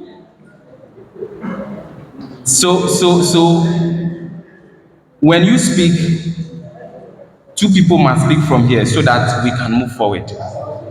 Okay, so please, just accept it, please. Honorable Robert.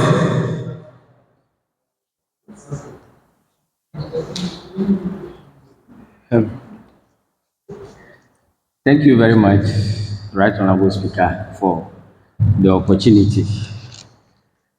Yes, the name is Robert Fionu, MP for Kratchi's constituency, and also the Deputy Minority Leader of this Address House. Right Honorable Speaker, it is quite unfortunate that the other side will not be able to match what will happen here today, because it is very obvious that they actually has no say in this matter. But you know, as a responsible citizen, we shouldn't just be moved by our political affiliations and started saying things that are not supposed to be said, but rather we should think deep and talk about things that will help this country. Right, Honorable Speaker, I will say that there is a proverb that says that if a crocodile is eating his own eggs, how more or how would that crocodile spare a frog in the water? Right, Honorable Speaker,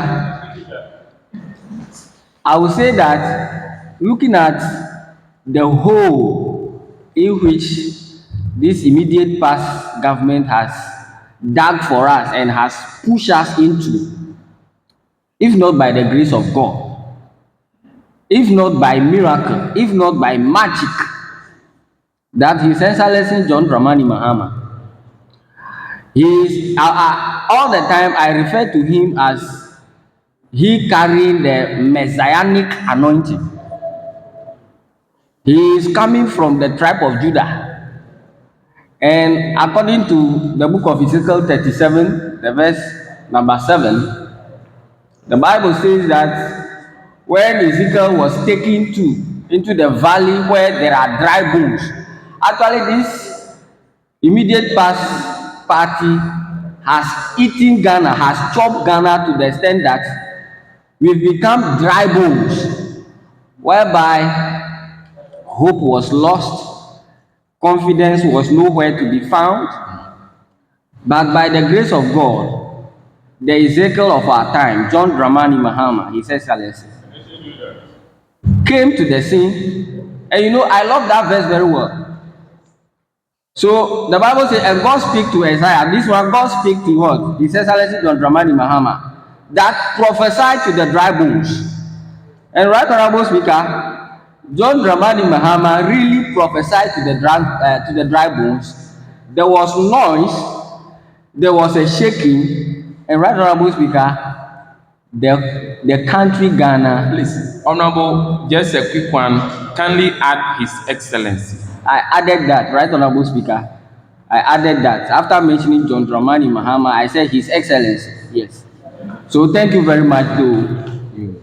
Right, Honorable Speaker, looking at the corruption, looking at the embezzlement of funds that this immediate past party has caused Ghanaians, and currently, during the assessment that is happening on public institutions, if you look at the amount of money that is being seen as they putting into their pocket and they are having big bellies moving about, was around 10 billion Ghana cedis, which even the money that we need to be able to reset Ghana is not even up to that amount. There are still pending issues with regards to the corruption that this immediate past party has caused to we Ghanaians.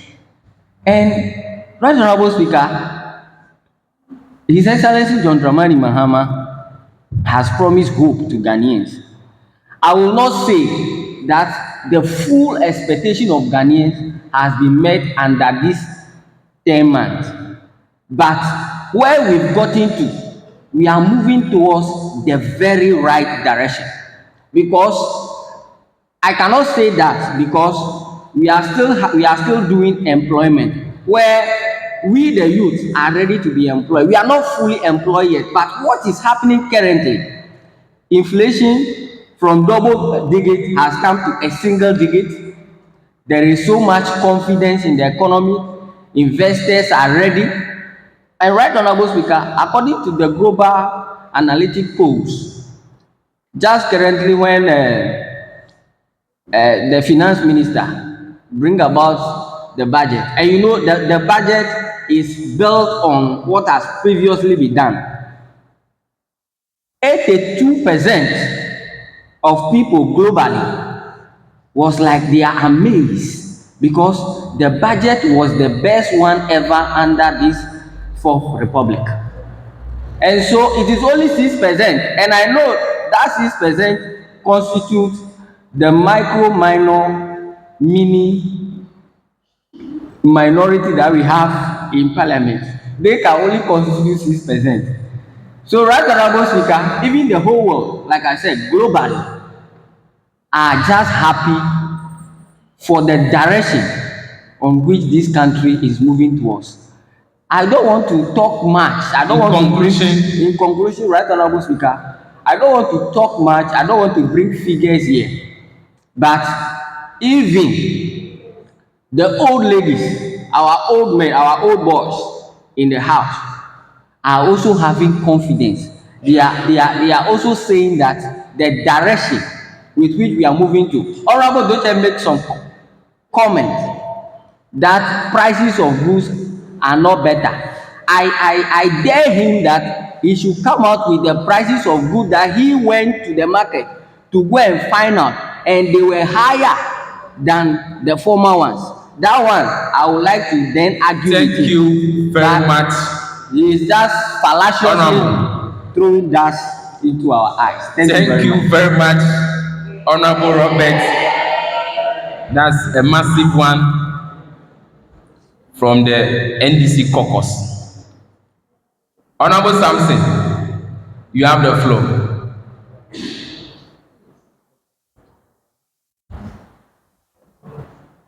Right, Honorable Speaker, thank you very much for the opportunity. My name is Doche Samson, Youth MP for Afan Place North, and the first Deputy Minority Whip of this House. Before I move on, right, Honorable Speaker, I have a protest. You are not being fair to me if you give 2 chances to the NDC caucus and give 1 chance to the minority. It is never my fault that my members shouldn't be in the chamber. So whatever is done to Amam must also be done to Kofi. So the 1-1, let's go by that. Well noted. Let's go by that. And now they've spoken for 10 minutes. So I think let me also go by that. Then after that, we do it 1-1. Thank you very much, Right Honorable Speaker. Right Honorable Speaker, having listened carefully to the counter speech from the NDC caucus, I'm quite disappointed when Honorable Agoso made mention that recruitment is ongoing, and for that matter, the youth are being employed. I vehemently disagree with him on that. Recruitment does not mean employment. Who has been paid? If I should ask, if you are employed, it means you are on salary. You are receiving a salary each and every month. So he should not mislead the House. He should tell us the process for unemployment has begun. But he shouldn't tell us we are seeing a recruitment going on, and for that matter, the people have been employed. I beg to differ. I beg to differ. Nobody is Honorable Samson, you had been put to order. Honorable Samson, you had been put to order. Thank you, Right Honorable Speaker. Right Honorable Speaker, we are all in this house. With the statement he is making, I am saying that they are doing recruitment. I never say that they are being employed here in this house. I never say so. I said recruitment process is being done. So even when we call for, if you want to employ someone, we want to call for interview. It's not the process to be employed. So all he is saying that is misleading the house. Thank you. Thank you very much. Well, no, Honorable Robert, resume your seat. Kindly resume your seat. Honorable Samson, continue. Thank you very much, Right Honorable Speaker. he made mention of employment. If we should call for hands up to check the results, the records that we are having. He said that I said the youth are not employed.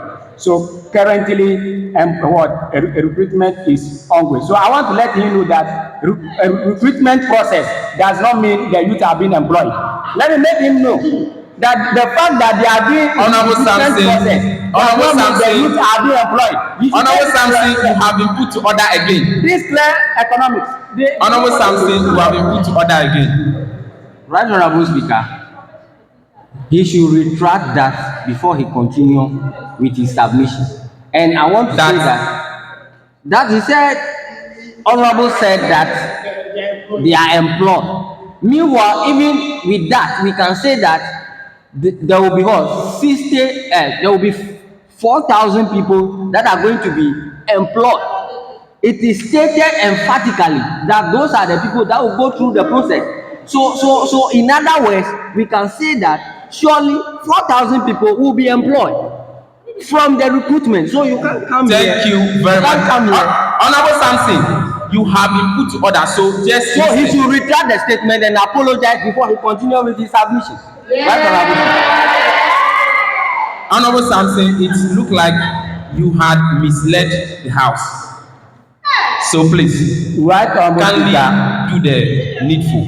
Right, Honorable Speaker. Per my understanding, Honorable Samson, kindly retract your statement. Honorable Speaker,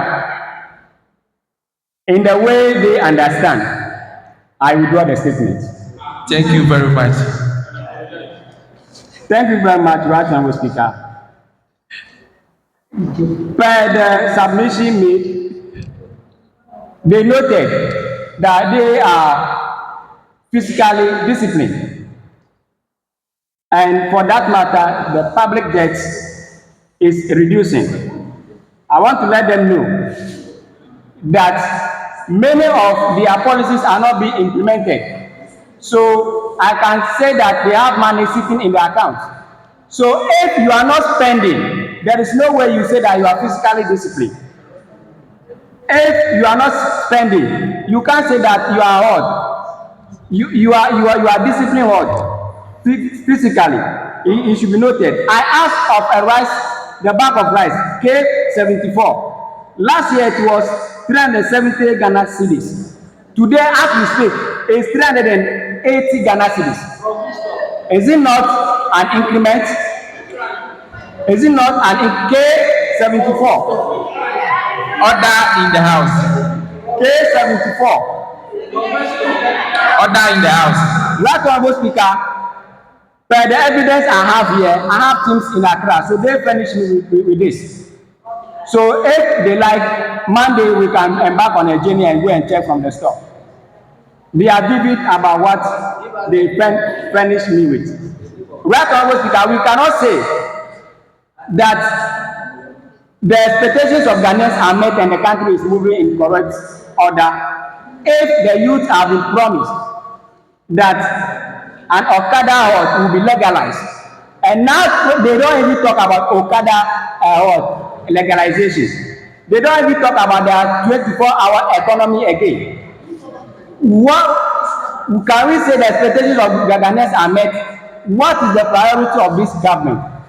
But when we took office in 2017, our priority was to implement the free SHS policy. And immediately when we came into power, we what? We pioneered that policy. But today, what is their priority? Is it to 24-hour economy?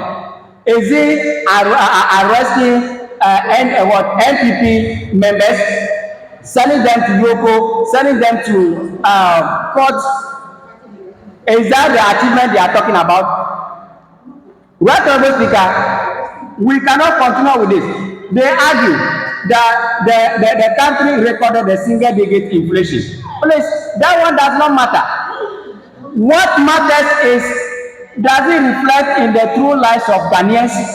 And that is the cause of an artificial dumping. There is no homegrown policy like we saw in the past, vote for oil, vote purchase program that Dr. Mahmoud Bawumia brought. That word brought the inflation down. This one, you can't know the method. Ask them. That which policy did they implement before the city appreciated? Zero. They should 2 mention minutes more, the Honorable. policy. I have 10 minutes, right, Honorable Speaker. I have 10 minutes. Come again. You have 2 minutes more. I have 10 minutes, so I've spent 8 minutes, right, Honorable Speaker. Be fair to me, right, Honorable Speaker. He talked about, Honorable Robert spoke about embezzlement of public fund by MPP. Let me make it clear to him that embezzlement of public fund and corruption in this country is rooted in the both political parties. So he shouldn't come here and single out what political party. We found out a lot of raw things when we came into government. Double salary were paid to MPs. As I'm talking to you now, said Kwame will run away with what? 52 million Ghana cedis. That charges have been leveled against her, and she has been found guilty of the offences. He should come and serve her jail term. As at now, we can't hear of him. So if he's talking about embezzlement, he shouldn't be limiting it to the MPP government. We have done better. We are in normal time, so we expect things to flow. When we were COVID era, things were reserved. Now that we are recovered from COVID-19, we expect things to move in the correct direction. Let me remind them again that what we need is not just reducing the figure of inflation or the city appreciation on paper, but it should reflect in the life of Ghanaians. Let me remind them that it is not reflected any way that they make it possible that the appreciation of the city will reflect in the life of Ghanaians. They should make it. That is my advice to them. But when they keep on talking about the inflation or the city appreciating by 11 Ghana cedis, they are not making any impact. They are not making any argument. Our expectation met price of goods and services are skyrocketing. Yesterday I asked of Abobi, one rubber. Formerly it was what? 85 Ghana cedis. Today, it is 90 cedis. Go to the market. This one, I have a son. Order in the house. That one, order in the house. In conclusion, honorable member, we can suspend the house and go and ask. In conclusion, we can suspend the house and go and ask. Order in the house. I thank you very much for the NDC caucus, please. I thank you very much for the Thank you very much, Honorable Samson, for that great submission. I can see the NDC caucus are very well to, retaliate. Honorable Wonder, kindly have the floor. Honorable Samson.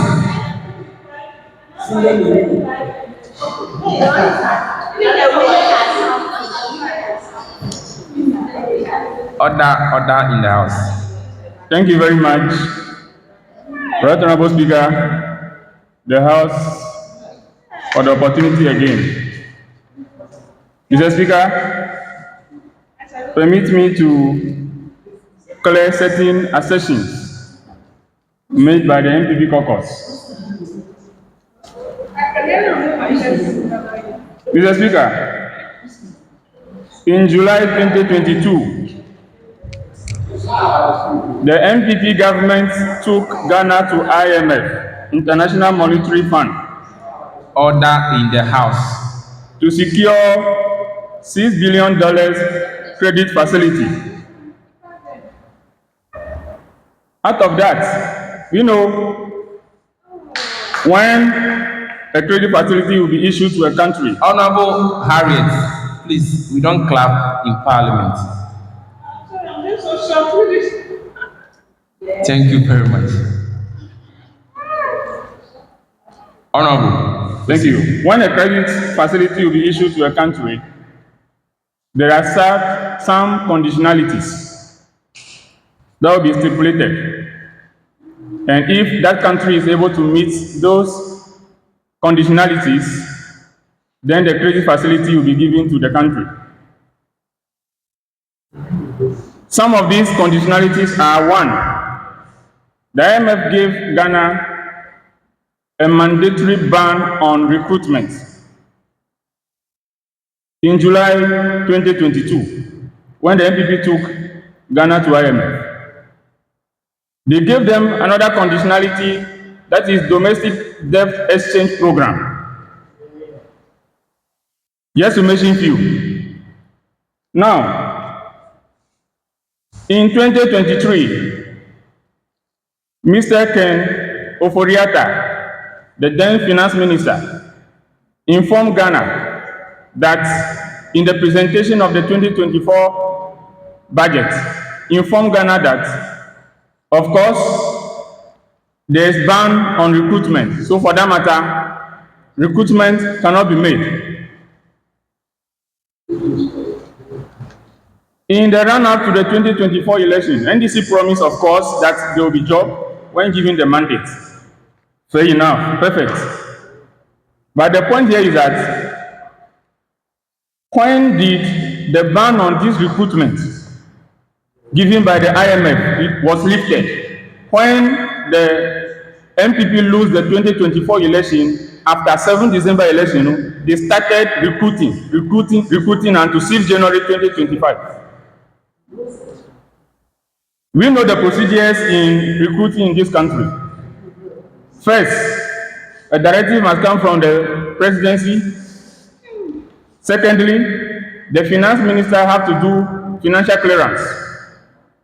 Thirdly, then a directive will be given to various ministries, departments, and agencies to carry on that directive as far as recruitment is concerned. Mr. Sampson should give me a notice, a communique to that effect.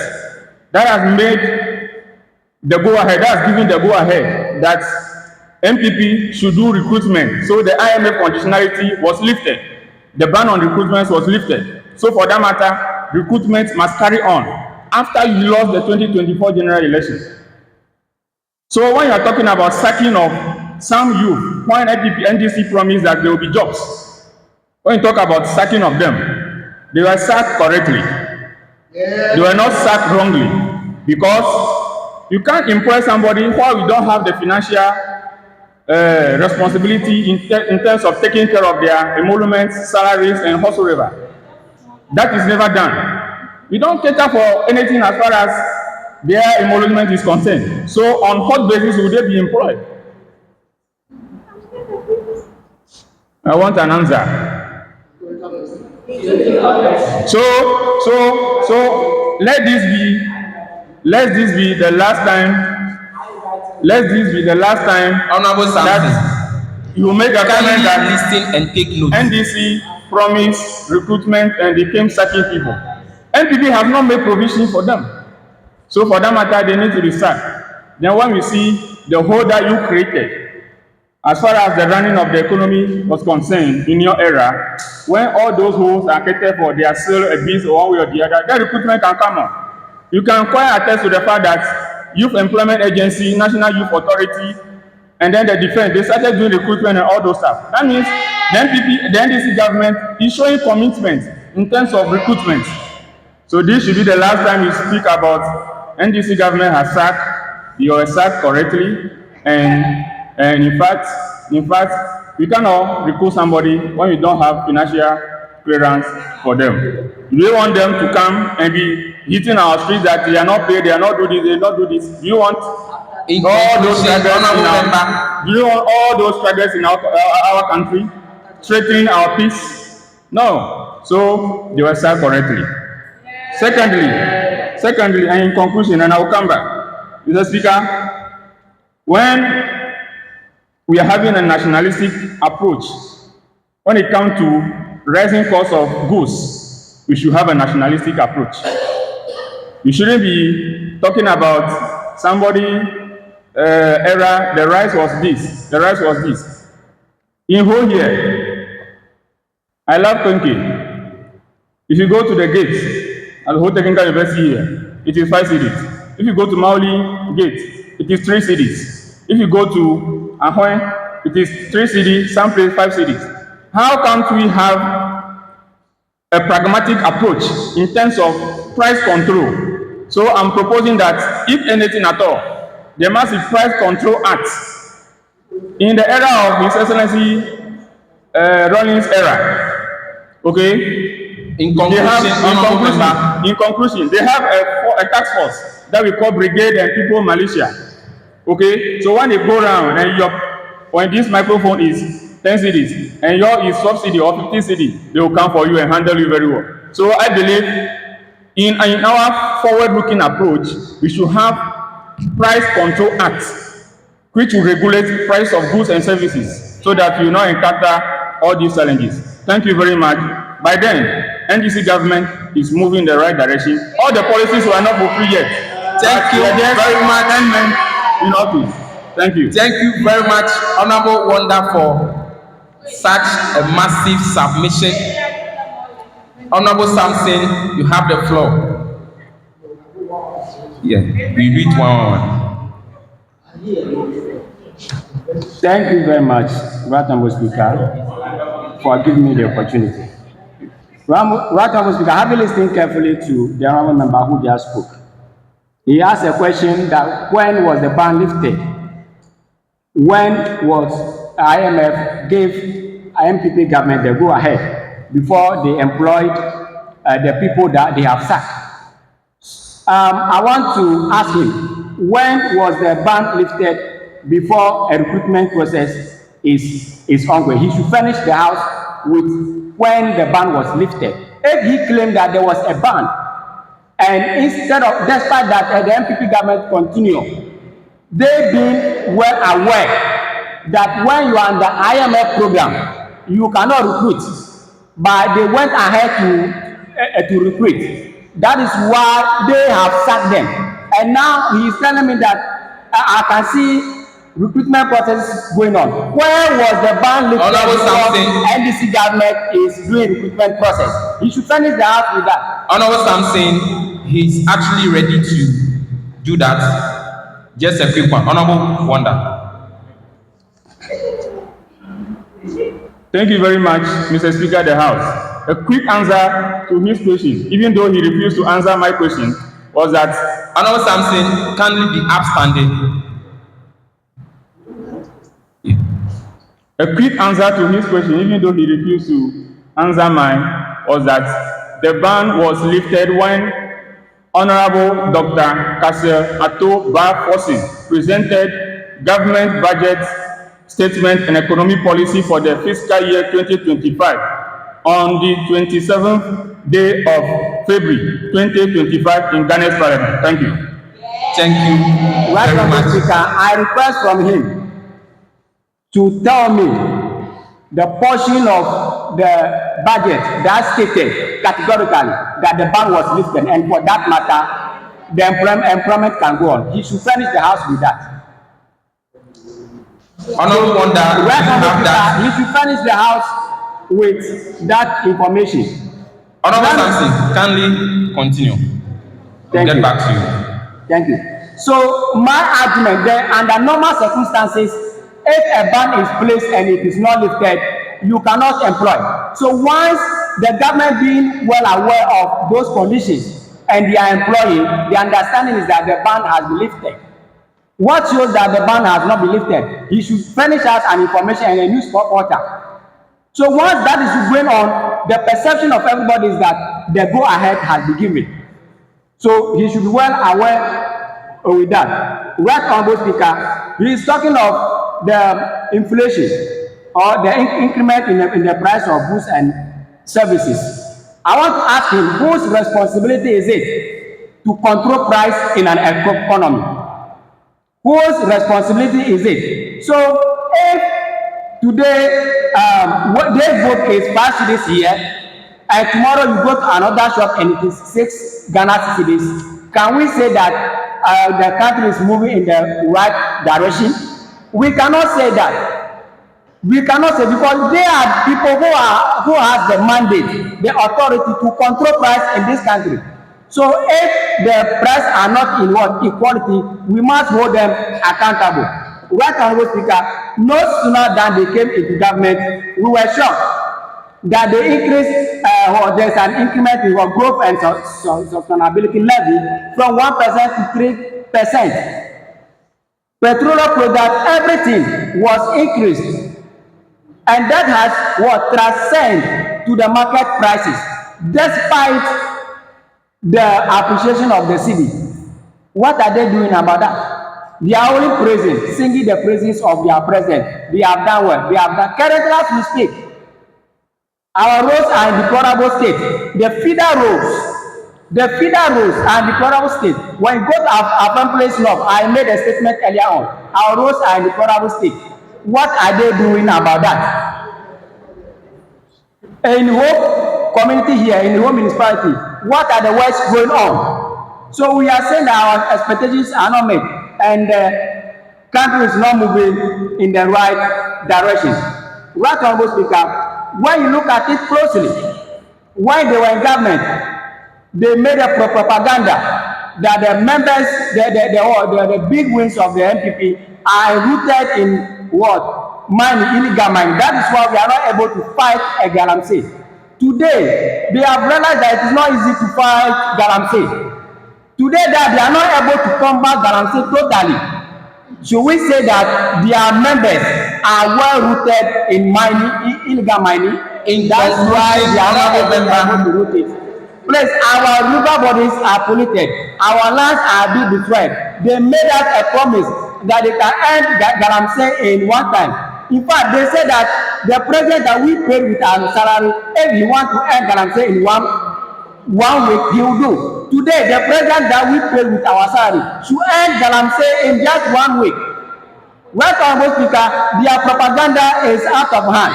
They should stick to their job and stop celebrating mediocrity. I thank you very much. Thank you very much, Honorable Samson, for such a great submission. Honorable Believe.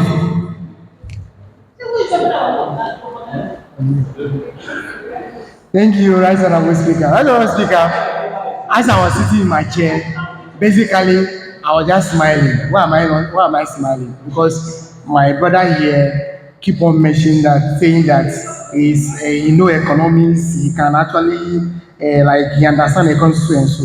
If you call yourself economist, by grace of God, majority of us here read economics in school. I read economics SHS from DBS to HND to U to masters. I read economics. So if you are deceiving, I will know. Thank you very much. Then you are here talking about if inflation has dropped to a single digit. It's good for the economy. If inflation reduces, it's good for the economy. Honorable Samson, please. Honorable Samson. He made a comment that Honorable Samson. He made a comment that we are not able to fight illegal mining. When we arrested Chamawo to me, the whole minority of Congo to sat on the floor of the Enock office. Was it not illegal mining fighting we are fighting? The reality we are not fighting. When we are arresting the people, you are here shouting that we are arresting people. We say illegal mining fighting we are fighting.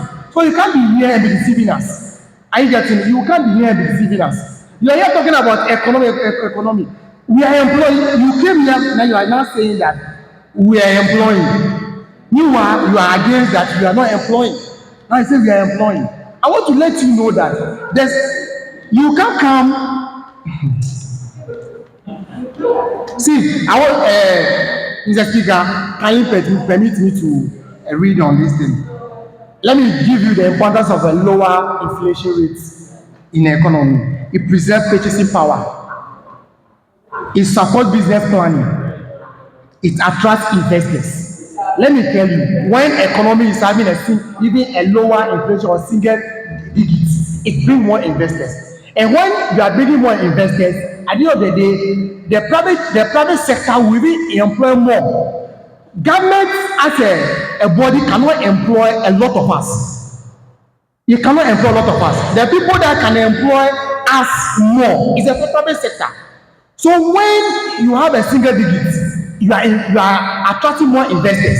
If investors come, then they start a business or they invest to the business is growing. Want to recruit more people? You recruit more people. So let us stop watching only from government sector. Even if I'm employed, then I want to change where I'm sleeping. I want to go and rent 2-bedroom self-contained. If I'm moving, I will need someone to pay for me. I'll employ somebody. Are you getting it? So don't be here and I think the only one that read economics. I read economics all my life in education. So don't be here and be lying to us. Thank you. I want to hear my time to Honorable Robert. Thank you very much, Honorable Robert. You have less than 2 minutes. Why would you say less than 2 minutes, Right Honorable Speaker? Thank you very much. I want to say something quickly. Our other side, he made a statement that a lot of goods and products have been dumping into the international market that has led to the increase of the blah blah blah. The USA and the other country, the G8 country, they are also suffocating with regards to their dollar. How will someone Honorable Robert,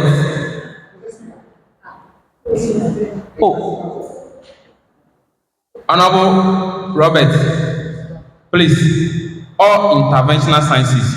Honorable Robert, continue. Yes. All interventional sciences. Right, Honorable Speaker. The dollar is depreciating. Could you imagine that interventional sciences, a country where a dollar is depreciating, would that country, meanwhile you have to sell a product before you will be able to come out. Now, could you imagine that he is saying that those countries that their dollar is already suffocating, they are also looking for a way to make their dollar appreciate. They are rather giving out their product freely. Could you imagine what economics did he read in school? Right, Honorable Speaker. Honorable Samson. Right, Honorable Speaker. Honorable Samson. Let me tell you this. Right, Honorable Speaker. You should have raised a point of order, but you didn't. Point of order. He cannot raise a point of order because so he said that vividly. He cannot. Honorable Robert, please kindly permit me to speak. Thank you, Right, Honorable Speaker. The public debt inherited from this immediate past party was 726.7 billion. Within just these 10 months, it has been reduced draconially and drastically to 630.2 billion, where with a reduction of 45%. Right, Honorable Speaker. In conclusion, Right, Honorable Speaker, who will not like this? 45%. It is from the budget presented. Right, Honorable Speaker, he is talking about feeder roads. Did he know the amount of money allocated for feeder roads? Above 1 billion was allocated for feeder roads. When we are talking about road, let's talk about the Accra and Kumasi Express. Honorable Robert, that is going to be the main and the forefront for the 24-hour economy. Kumasi and Accra Express. Thank you very much. To make sure, right, Honorable Speaker, and the big push.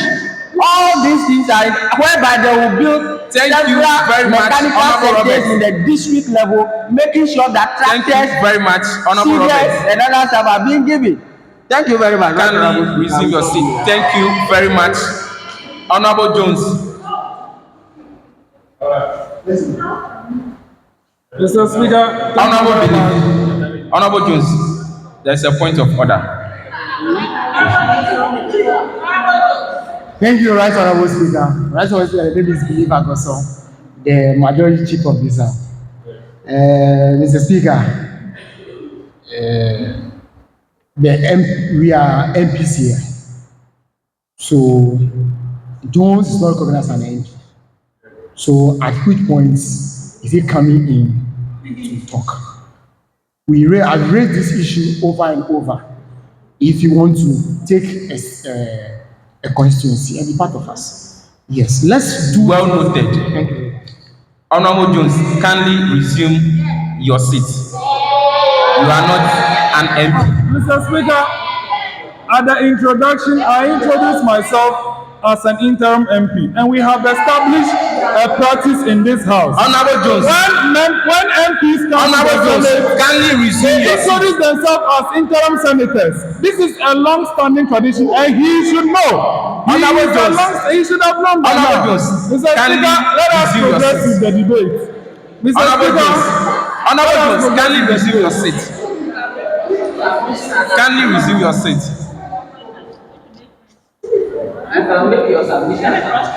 The MPP caucus. Honorable Samson, are you ready? You have the floor. Thank you very much, Honorable Speaker, for the opportunity. My name is Dr. Samson, the MPP for Right, Honorable Speaker, I was in my order in the House. The only Order in the house. the only thing I was saying was that may the Lord give me peace. May the Lord give me peace. Because the house has been so biased towards me. Let me note that. Right Honorable Speaker, when I was making my submission, I did not indicate that goods and products were dumped on international markets. So they should pay attention. As a forest reserves, that forest reserves mean goods and services. Foreign currency in that the direction. So if you want forest reserve, it's not goods. If you are talking of goods, it means we sending cocoa to their market. But that is not what I'm saying. What I mean is foreign currency. That's what I mean. The results I mean, that Order in the house. NDC caucus. That is what I mean. And I know very well that in an economy. Honorable Samson, kindly, if you have anything, please raise the correct point of order. I'll give you the permission. But if you are heckling, you are distracting the debate, please. No, they shall let me follow. They shall let me follow. Honorable believe. Mr. Speaker, my name is Dili Bagoso. The majority leader in Ghana's parliament asked somebody, whose school did you go to? That was the question he asked in Ghana's parliament. And my brother here, I don't know, he's using two things at the same time. He said forest reserve. You want to say foreign reserve and product. I don't understand. You should give us clarification. He said he's an economist. He did economics. So you should let us know what is forest reserve and foreign reserve. Because I don't understand. And I also don't understand. Thank you very much. Well noted. Honorable Samson. Thank you. What I mean is dumping foreign currencies. That is what I'm referring to as the forest reserve. To my understanding, that is what I'm referring to. And I know in an economy, you can put dollars at the exchange market so that when customers are looking for the dollar, they can have an access for it, and that can make the inflation rate or the exchange rate to come down. And that's what I'm saying. It is an artificial way of resolving exchange rate problems, and it will not make it that inflation at the market will come down. And that's what we are seeing. Even though the exchange rate hit 11 reach a single digit, we are not seeing that in the price of goods and services. That is what I'm saying. That is what I'm saying. We cannot say the country is moving in the correct direction if we are spotting this. Right Honorable Speaker, not long ago, the tripartite committee had a meeting, and the government agreed to pay them to increase their salary to 9%.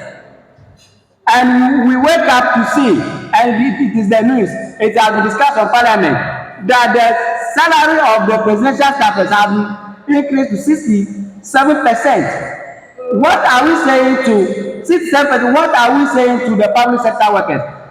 The salary of MPs formerly under our government in COVID-19 era, when things were tough, we paid them 5,000 Ghana cedis. Today is what? 35,000 Ghana cedis. It is on record. It is on record. This issue has been raised on the floor of Parliament. Nobody will ask to withdraw it. So it is in place. If people who are working for us, when people who are working for us for the country to progress, we are suppressing them today, can we say their expectations are met?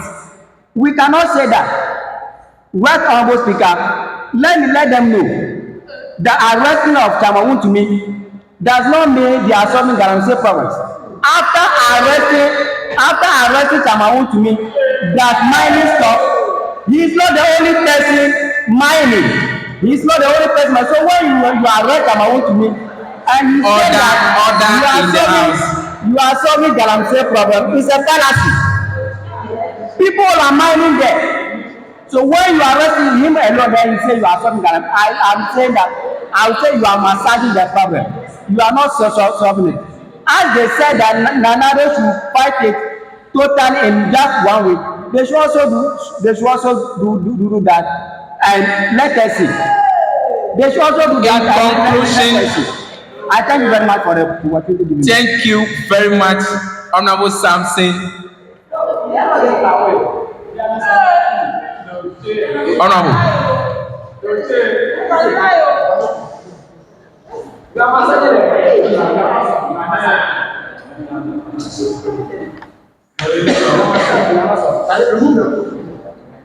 Thank you, Mr. Speaker.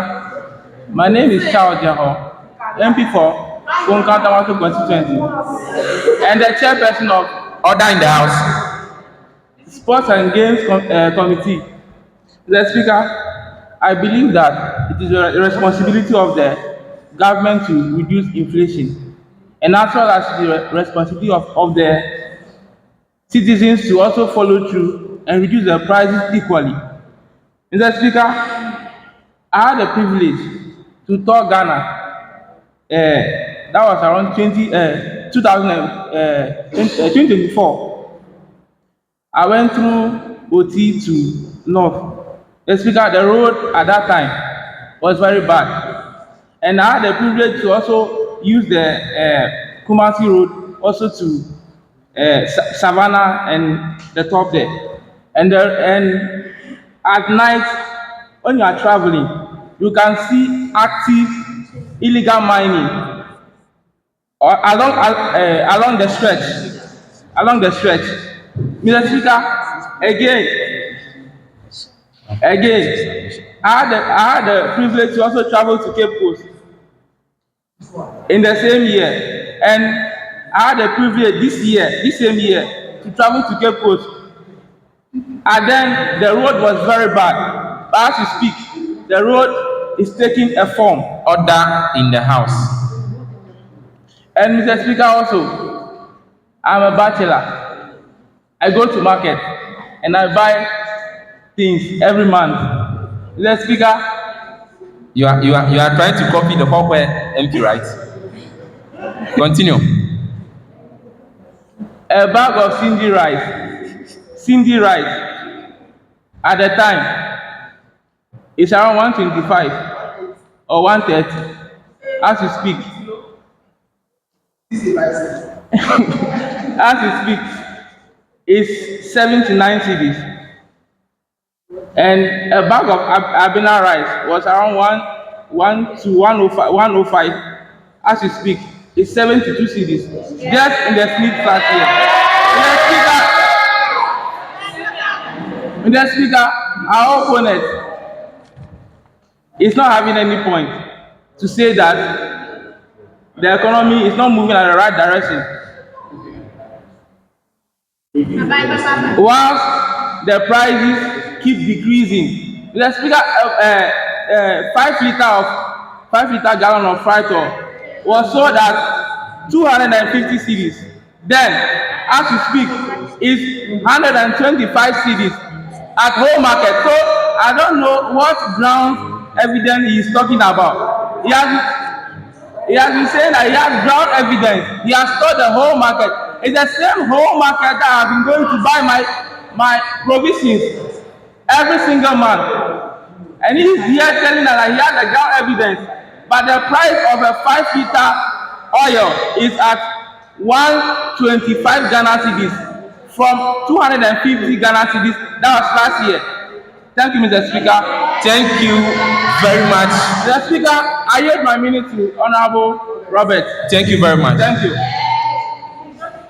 Right after this submission, I'll take two from each side. Then we conclude. Thank you. Two submissions. Thank you very much, Right Honorable Speaker, and thank you very much, Right Honorable Speaker, for yielding your time. Right Honorable. Okay. Right Honorable Speaker, I've been saying order in the House. I've been saying this in this house.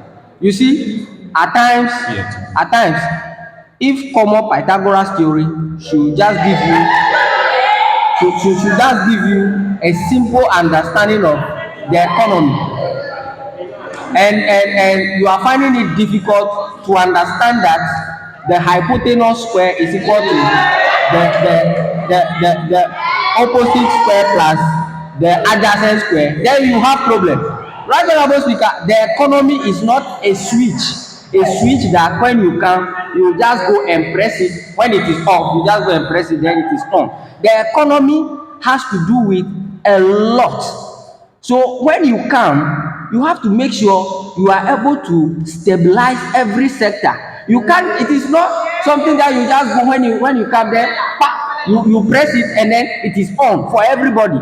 So you see, this government is on the right track, is going on the very good tangent, whereby globally, right, honorable speaker, globally investors are happy. They are making good comment. You see, right, honorable speaker, with the debt that we've inherited from their abysmal performance, right, honorable speaker, we've paid 300 million of those debts, and right, honorable speaker, with fact and figures, even finance minister, local people, the time they were to go and negotiate with IMF people, they went and take people from other countries to go and negotiate it with cost. But we have the brains in Ghana, and Mahama is not depending on foreign things to turn things around in Ghana. There were brains in Ghana. He picked them. They went and negotiate and restructure the debt that they have owed IMF, and they are laying embargo on various sectors in Ghana. They renegotiated, pay some amount, right, honorable speaker. And these people, they love the figures of our economy, and they are interested. They are able to give that relief that we can go on with what we are doing, and they are ready to even invest into our economy. Right, honorable speaker, these people. Thank you very much, honorable. Can you conclude? Yes, in conclusion, like I said, simple Pythagoras theory. So if they will not be able to understand that hypotenuse square is equal to adjacent square plus the opposite square, then in fact we cannot argue with them. Thank you very much. Thank you very much. Thank you, Honorable Robert. A massive submission. Great. I can see many people want to speak, so I'll reduce the time so that they can also have a bite. Yes, so the time will come down to 3 minutes. 3 minutes, because I can see from the NDC caucus, order in the house, Honorable Robert. I can see from the NDC caucus, most of you want to speak. So we'll do it 3 minutes so that every one of you can, have a bite on the subject matter. Honorable Samson, kindly.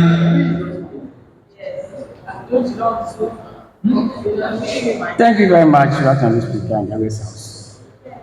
Mr. Speaker, I clearly see the problem of the NDC caucus. Their figures are only on paper, but they are not transcending into the real lives of Ghanaians. If they keep on making those arguments, they can quote the theories, but application of them is very tough for them. They should keep on quoting the theories. I want to once again remind them that Ghanaians are suffering. Ghanaians are not relieved. Price of goods and services are skyrocketing. They should sit up and resolve those things rather than celebrating mediocrity. I've been telling them that when NDC make it, we will clap for them. But for now, there is nothing to clap for. If our youth are not employed and they are demonstrating each and every day, and even the clearance given to employ them cannot even reach the threshold. Welcome, Speaker. I, as a youth, I can't say that the country is moving in the correct direction, and my expectation is met when I am not employed, when I have been sacked from my work, and I am in the house.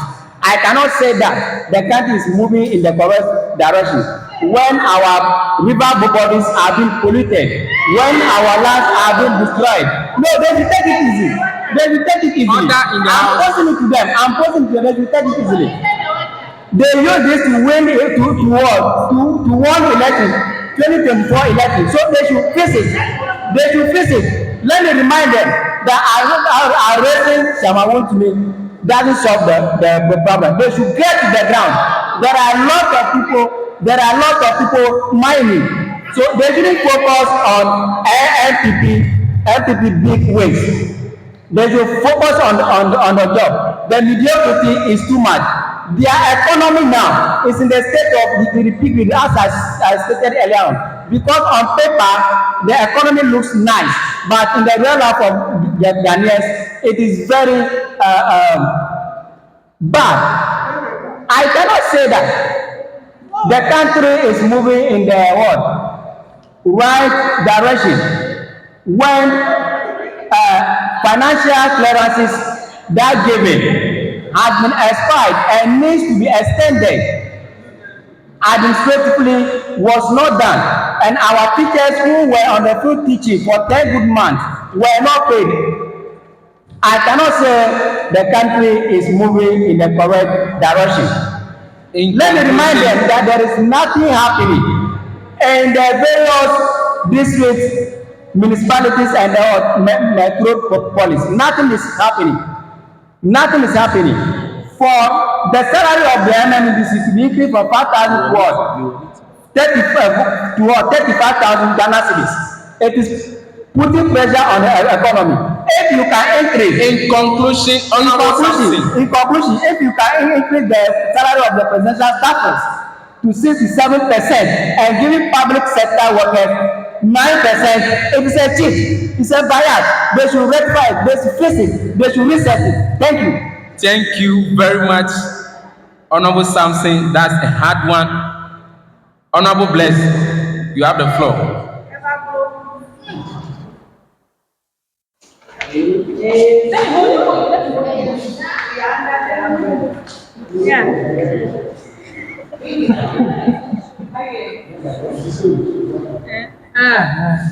Honorable, you have only 3 minutes. Mr. Speaker, thank you for the opportunity. I just have few words for my brother. I love him so much, but I hate the fact that he can come and stand in front of us and tell us.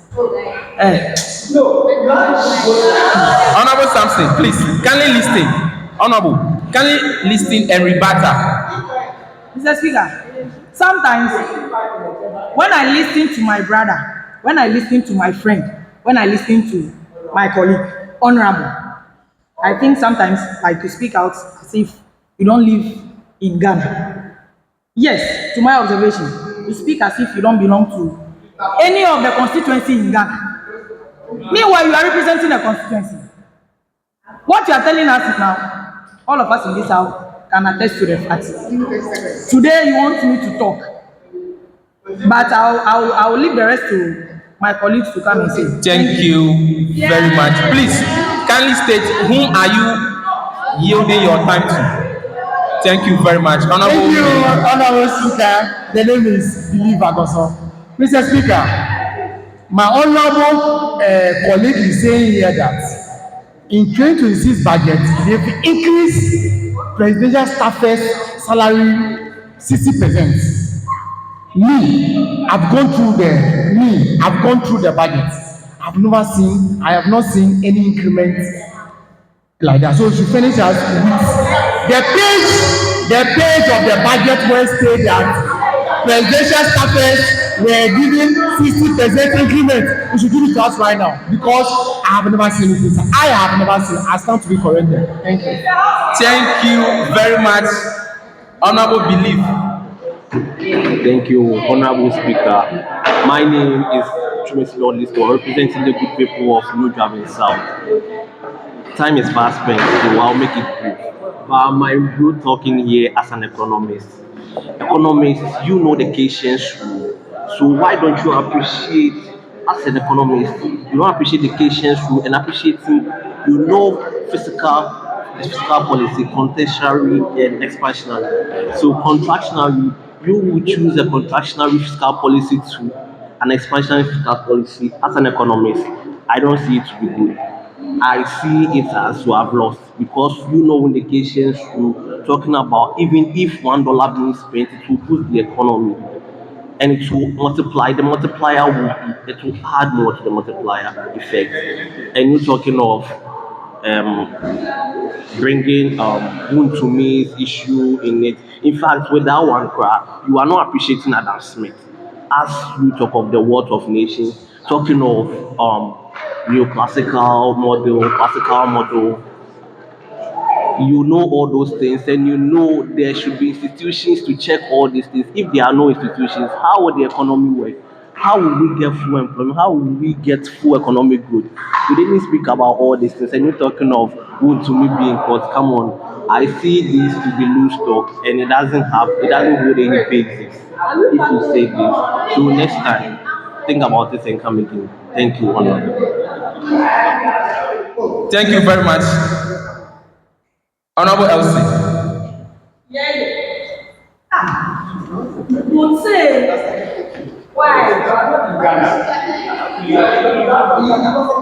Order in the house. Thank you, Right Honorable Speaker. Order in the house. I'm in the person of Elsie Akoka Convened, a youth MP from Kwanta South, the chairperson's masterhead, the chairperson of the organizing committee, and a member of the business committee. Before I start, Mr. Speaker, I would want to direct a question through you to the honorable member. He said by arresting Mr. Chairman Wuntumi was not a measure of tackling illegal mining. I would want him to answer then what then was it tackling? First, let's go on. If he is saying that the economy is not moving in the right direction, were we all not in this country where the Ghana city was even compared to the dollars? So if the country is not going in the right direction, then what then? As we were all in this country when we saw investors trooping into this country. I want to pass the same question through you to him. Which investor would like to invest in a country or a business that is depreciating and not providing profits? So I would want to let this honorable member know that the NDC does not just make empty promises. You provide proofs after making promises. I'll yield my time to my honorable members. Please, whom specifically? He yielded. Right Honorable Speaker, thank you very much, and thank you, Honorable, for yielding your time to me. Right Honorable Speaker, we this side of the house have the brains. You see, a beautiful lady with a beautiful presentation. Right Honorable Speaker. Right Honorable Speaker, the MPP, a lovely party for that matter, even though I would recommend that. But currently, their current state is nothing to write home about. Currently, they are just paddling falsehood everywhere. Just 3 days ago or 4 days, Honorable Agbenorlawoduga was caught red-handed on television. They went and used, I think, either Sierra Leone or whatever picture of to be catapult. And you see, Google has revealed the whole detail of the picture, and he started stammering on a national. He started stammering, and this is what they are doing right here. The small elephants are also learning from the big elephant as they are paddling for zoo, and they cannot defend it. Yes, it is happening. The small elephants, they are also paddling for zoo, and they cannot defend it. Right, Honorable Speaker, there is hope. There is joy in this country. Investors are happy to join hands with us to make this country a better place. Thank you very much. In conclusion, we can argue it. We can argue it. We can say whatever we want to say, but the fact still remain the fact. Like I said, all of us, our expectations cannot be met in the same time. That is why there is a proverb that all of us cannot be awake when the dew will fall. But, right, Honorable Speaker, we are moving in the right direction. And it won't be long ago, this country will regain its hope as the black star of Africa once again. Thank you very much. Thank you very much, Honorable. Oh, I'll come to Thank you, Mr. Speaker. My name is Colin Sative Koku, Youth MP for Jumuru. Mr. Speaker, it saddened me to see how MPP side argue the same way they argue on television. They just follow their leaders without doing any research themselves. So you see that they are going on the same tragedy. Mr. Speaker, I'm also a trained teacher, so I will educate my MP. Please, the word order in the house. The word the honorable member is trying to use was increase in foreign exchange inflow. That's the releasing of dollars in the system, so that we can access the dollar, so that people will demand for dollar more, and then there will not be any pressure on the cedi. Mr. Speaker, I will go with the rapid economic stabilization that we are going through, and I will start with the GDP growth. Mr. Speaker, in 2023, the GDP growth was 3.1, and then they managed to send it to 5.1. According to the IMF, the target they gave us 2025 was 4%. But then we managed to send the GDP growth to 6.3. The target was 4, but we sent it to 6.3 in 2025, and we are hoping to do more. Mr. Speaker, inflation in 2023, inflation was 23.2%. In the year 2024, they sent it to 23.8%. Mr. Speaker, IMF also targets 15% for Ghana, but we say it was 8%. 8%, and we are hoping to do more. Single number. Mr. Speaker, interest rate in 2013, interest rate was 30%. In this country, 30%. That's very bad for investment. And then in 2024, from 2023, they said they managed to bring it to 27%. Mr. Speaker, as I'm speaking, in 2025, inflation rate is 14.7%. Mr. Speaker, we are doing very well. We are not there yet, but we are doing very well. Mr. Speaker, I will talk about public debt. In the year 2023, public debt was 608 billion Ghana cedis. In the year 2024, the public debt moved to 726 billion Ghana cedis. In the year 2025, currently, public debt moved to 613 billion Ghana cedis. In conclusion, we are doing very well. And I want my colleagues to learn. They shouldn't just be listening to TV or radio station and be getting words from there without.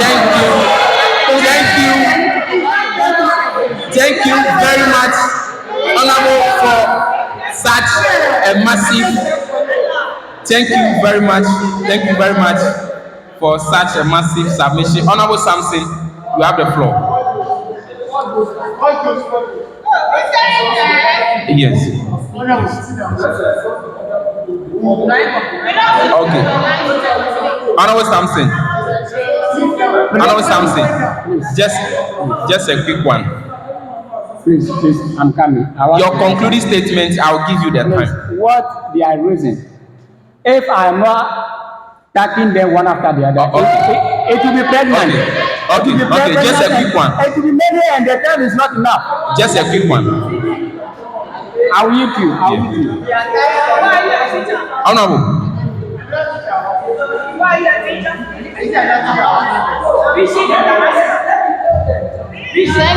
Order in the house. Thank you very much, Mr. Speaker. My name is Mary Dubazam. I am the Youth MP. Thank you so much. Thank you. I'm grateful. My name is Mary Dubazam, the Youth MP for Ayensano constituency. And I am the Vice Chair for Food and Agriculture. For that matter, I would sit in this chamber for the house to be, lied to or deceived. Thank you so much for the word. Please, our Honorable mentioned that he went to the whole market, he toured the whole market, and he find out that a bucket of abobi is 85 cedis. I want to deny that fact, that abobi is not 85 Ghana cedis in the market, because I deal with this kind of thing. It is currently 50 cedis or even 45, it depends on where you get it. And then again, in the whole market, currently in the whole market. Order in the house. Order in the house. Order in the house. Currently in the whole market, abobi bucket is 50-45 cedis. And then also he mentioned a brand of a rice that is case 74. I want to tell him that we don't have a brand case 74. It is case 75. Thank you very much. And then also he's arguing that this current government is not employing the youth. But I want to attest to the fact that the current government is really doing well. I am a beneficiary of this employment thing we are talking about. Currently, there is a youth employment ongoing, okay, where trainers are training youths to become whatever they want to become in their own aspect or field. In conclusion, I am a sole proprietor, but government is currently paying me every month to train other staff to become who I am. Thank you. And aside that, the government is also paying those trainees that I am training. Thank you. And at the end of the training, they are going to be given a startup kit to start their own business.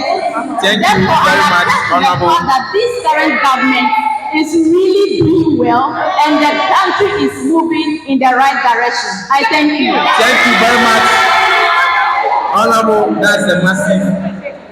Honorable Jones.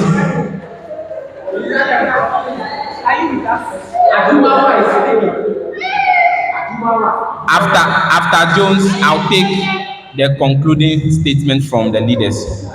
Yes, Mr. Speaker, thank you very much for the opportunity. Mr. Speaker, I am on this side and I want to, they have already done the rebuttal, so I just want to honor it. Mr. Speaker, this motion is about, has the progress NDC made been evidential? Mr. Speaker, I want to state that since the time His Excellency John Dramani Mahama assumed office, the e-levy of 1% was scrapped off effective 2nd April 2025.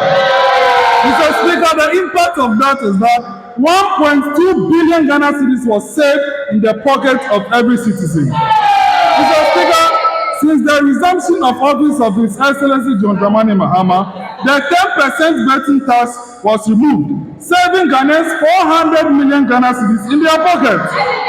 Mr. Speaker, since the time John Mahama assumed office, the emission tax was scrapped. The impact is that an annual relief of 120 to 150 million cedis was saved.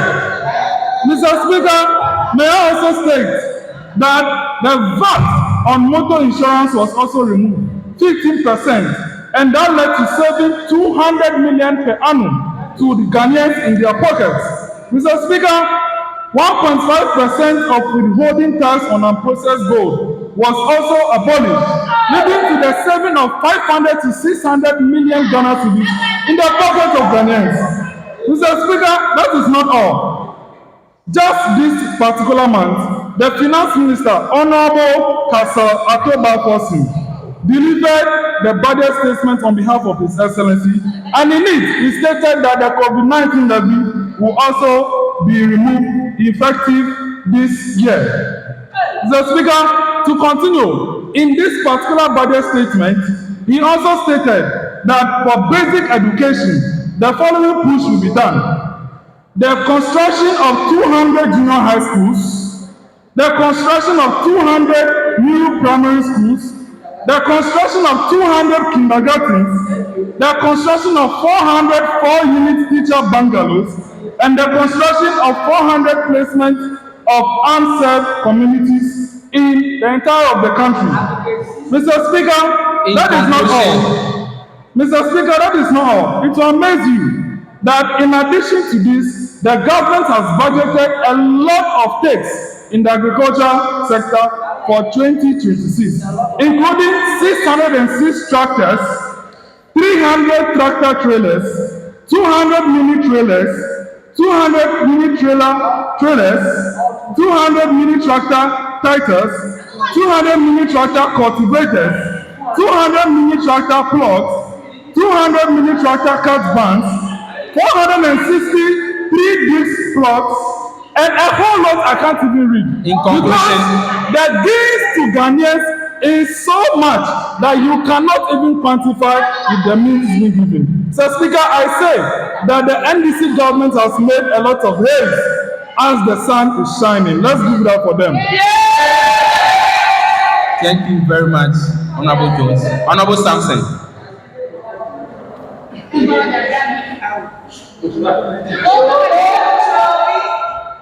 Thank you very much, Right Honorable Speaker, for the opportunity given me. Today, the NDC caucus has actually demonstrated what I've been saying about them. And it is very clear that when it comes to West and write things on paper, they are good in that. But when it comes to practicality on the ground, zero. Right Honorable Jones mentioned a lot of projects that the government wants to do, construction of school facilities. I want to ask him if those things have been commissioned. If they have been commissioned, we can celebrate. But as far as it is on paper, we can't say the government is, the country is moving in the correct direction. It is on paper. Implementation has not started. So we can't celebrate them. Let me ask them, they should mention 3 investors that look at the exchange rate and then came to Ghana. What the exchange rate is just reducing on paper, but not in the lives of Ghanaians. I'm still stressing on that. They may mention that look, the inflation hit a single digit. Yes, this is on paper. Under normal economic sense, if it hits single digit, then we should see a massive reduction in the price of goods and services. But that is not what happening. So if they keep on celebrating data on paper, but refusing to accept the real life of Ghanaians, what are they doing to us? What are they doing to us? This is very awkward. We can't continue in this direction.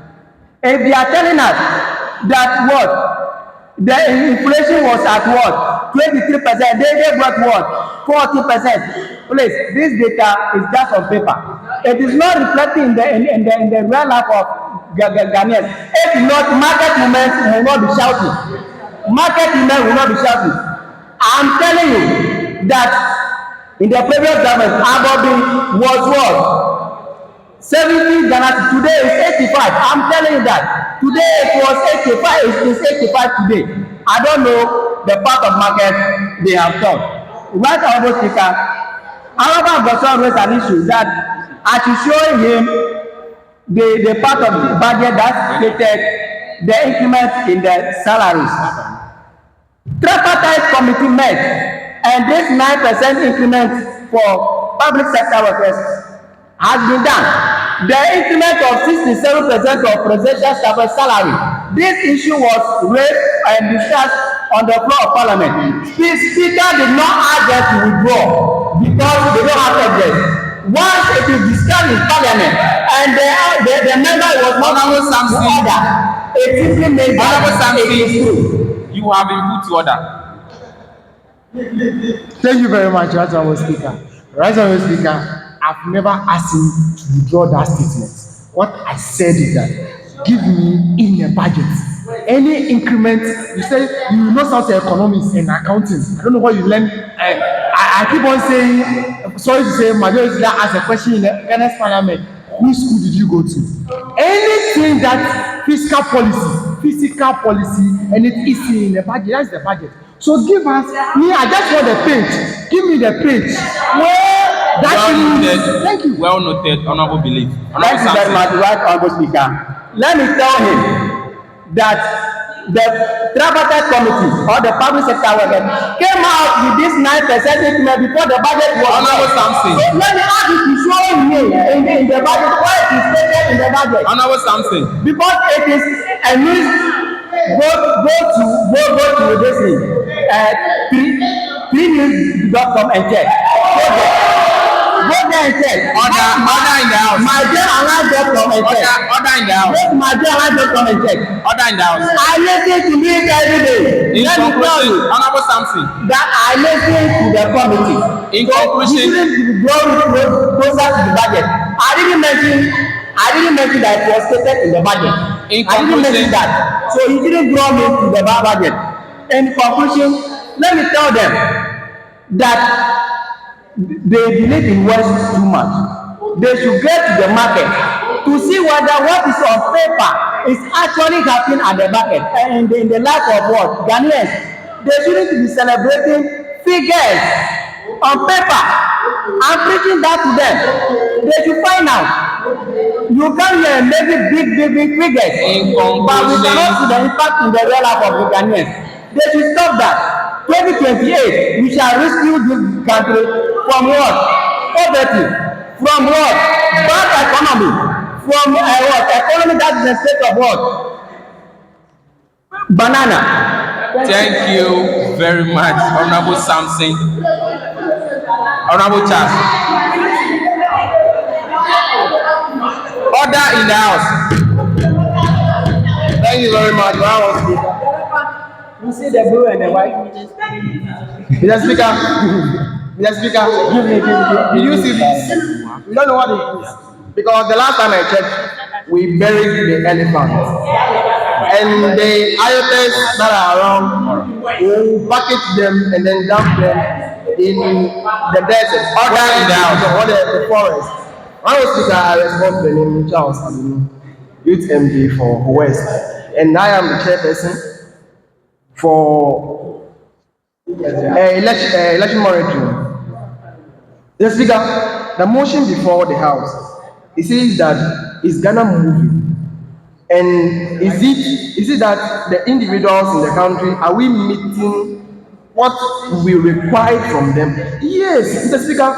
Right now, I am even shocked that what I expected from His Excellency John Dramani Mahama is overdoing things in my own perspective. Because one, look at the big push alone. When I'm going to my constituency for West, I just came this morning. The Speaker, it marvels me when I saw the road. We all know it to be a dual carriage, but when I saw what they are doing, it is more than we could even fathom as a country. Mr. Speaker, he's talking about job creation. We have the YIA there. Currently, the young men, the young boys, the women, they are all into all aspects when it comes to services. They are into police assistance. There are so many opportunities when it comes to job creation. So when he is saying that whatever we are saying is from what we are, or let me say words, they are not reflecting. Let me ask you, the big push, did you see it on paper? Didn't it enter the ground? Are you not seeing it on the ground? No, didn't you see it on the ground? Mr. Speaker, when it comes to the NDC, we order in the house. I am a student, and I know the needs of my people. Order in the house. Honorable Speaker, His Excellency John Dramani Mahama said when he comes to office, he is coming with no stress free. Last year, let me say just this year, the first years that came to campus, they didn't pay anything because government has catered for all those things. Mr. Speaker, all I'm saying, is it by words of mouth? No! All the things I am saying, they are reflecting and we are seeing them vis-a-vis. So what my honorable member is saying there, I think he is just confused to why the government is performing better than the Akufo-Addo-led government or the NPP in their past years. Honorable Speaker, I want to talk about the Jumaria. The Jumaria people are now working under masters, and it is creating jobs for the people. People no longer rely on the government. Say, government, give me work, give me work, give me work. Everyone is having or working under a master craftsman. When you realize that, okay, at the end of the day, they are even paid. When they are done, they are even paid to start their own business. What else? What else do we need as a country? If not these beautiful things that the government has given us. The speaker, the school feeding program is also in session. When the NDC government came, we didn't know where they've done all those things. Currently, when you go to the basic schools, the children are eating good food. They catered for them. So all these things, I want to ask the honorable member again, are they just on paper? No, they are on the ground. The city was 17 cities as of last year, but this year, how much is the city? It has dropped drastically. What else do you need? What else do you need? I want to conclude by saying that when you want to actually tackle something which is on the ground, you yourself, you need to be on the ground. Thank you. Mr. Speaker, what am I trying to say? The governor, Dr. Esiamwa Johnson, during this week, the city at 60, he himself was there at the market, the Makola, to inquire from the people how things are going. They said that the rate at which things were last year, which is the Akufo-Addo government or NDP, it has reduced. Thank you very much. Also, honorable Atu persons, also went to the market and inquired. All these things, they are evidence that the NDC party, they are doing better.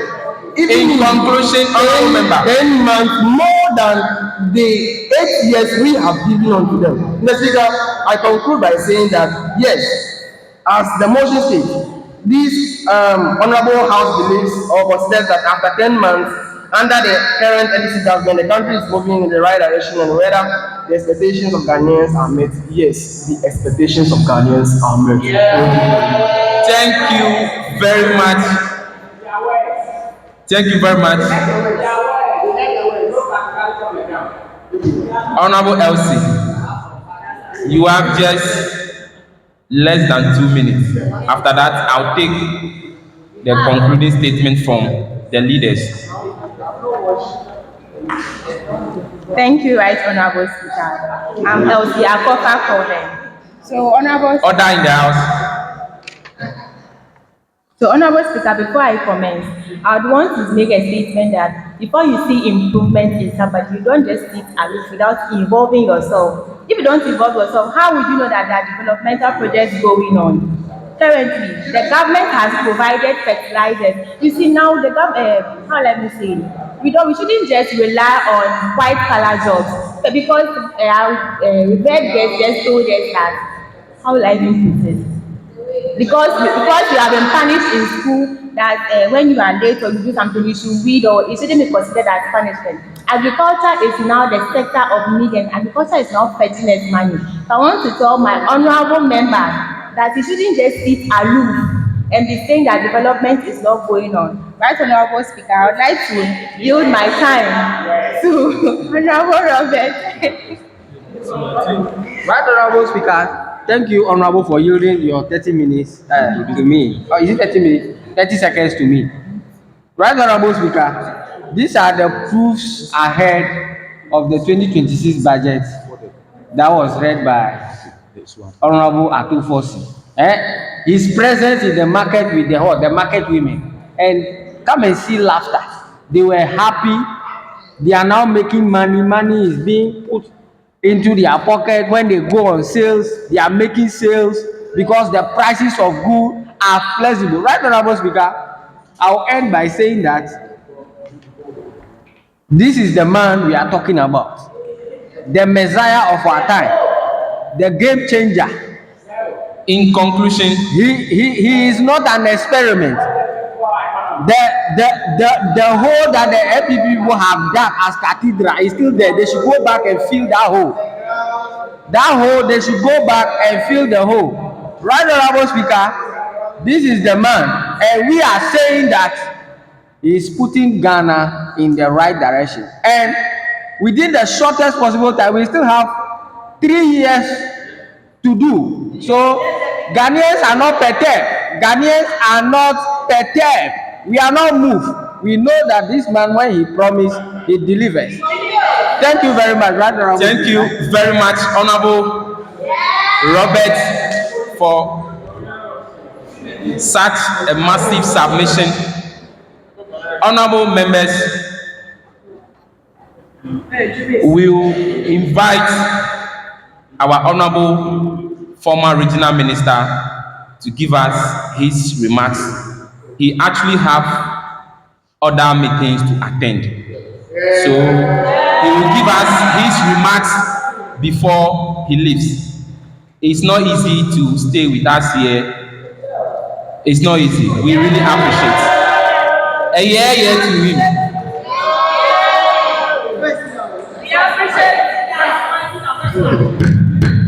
Thank you very much, Mr. Speaker. Parliamentary. Second Deputy Speaker to take the chair. Yeah, normally how it's done is this way. You have the issues you'll be discussing. Alex, individuals who have researched into areas they want to talk on. And then when you come up, you have your document. You can either read it out or you talk to it. So that at least we don't end up just throwing figures about and then come back and repeating the same thing. So I think that maybe the next session, at least, that should be done. And in a period where maybe you don't have a lot of people on the other side, it would be better to loan some people to that side so that they can also speak to make the argument for the purposes of this thing. When your name again, when something was talking, he spoke about foreign reserves. And I saw that it became a bone of contention. Actually, that is the right word. He said, I'm coming. Your foreign reserves are foreign currencies, and foreign currency is the forest. So that is why you see some people saying that the forex market, instead of saying the foreign exchange market. For those of us who are teachers, we even try to use FX market. I get you. So I think you were all talking about the same thing. It has to do with a matter of what? Jargons. Then maybe before I leave, to come to his aid somehow, we all know when the NDC was campaigning in 2024, there were some highlights of their policies. That is why we used to judge them and know whether they are moving in the right direction or not. So after 10 months, the first question is, has Galamsey stopped? No. Do we have the Women's Development Bank? No. Do we have 3 people working for the same job? No. At least we expected to see some of these policies that were the headline policies take off.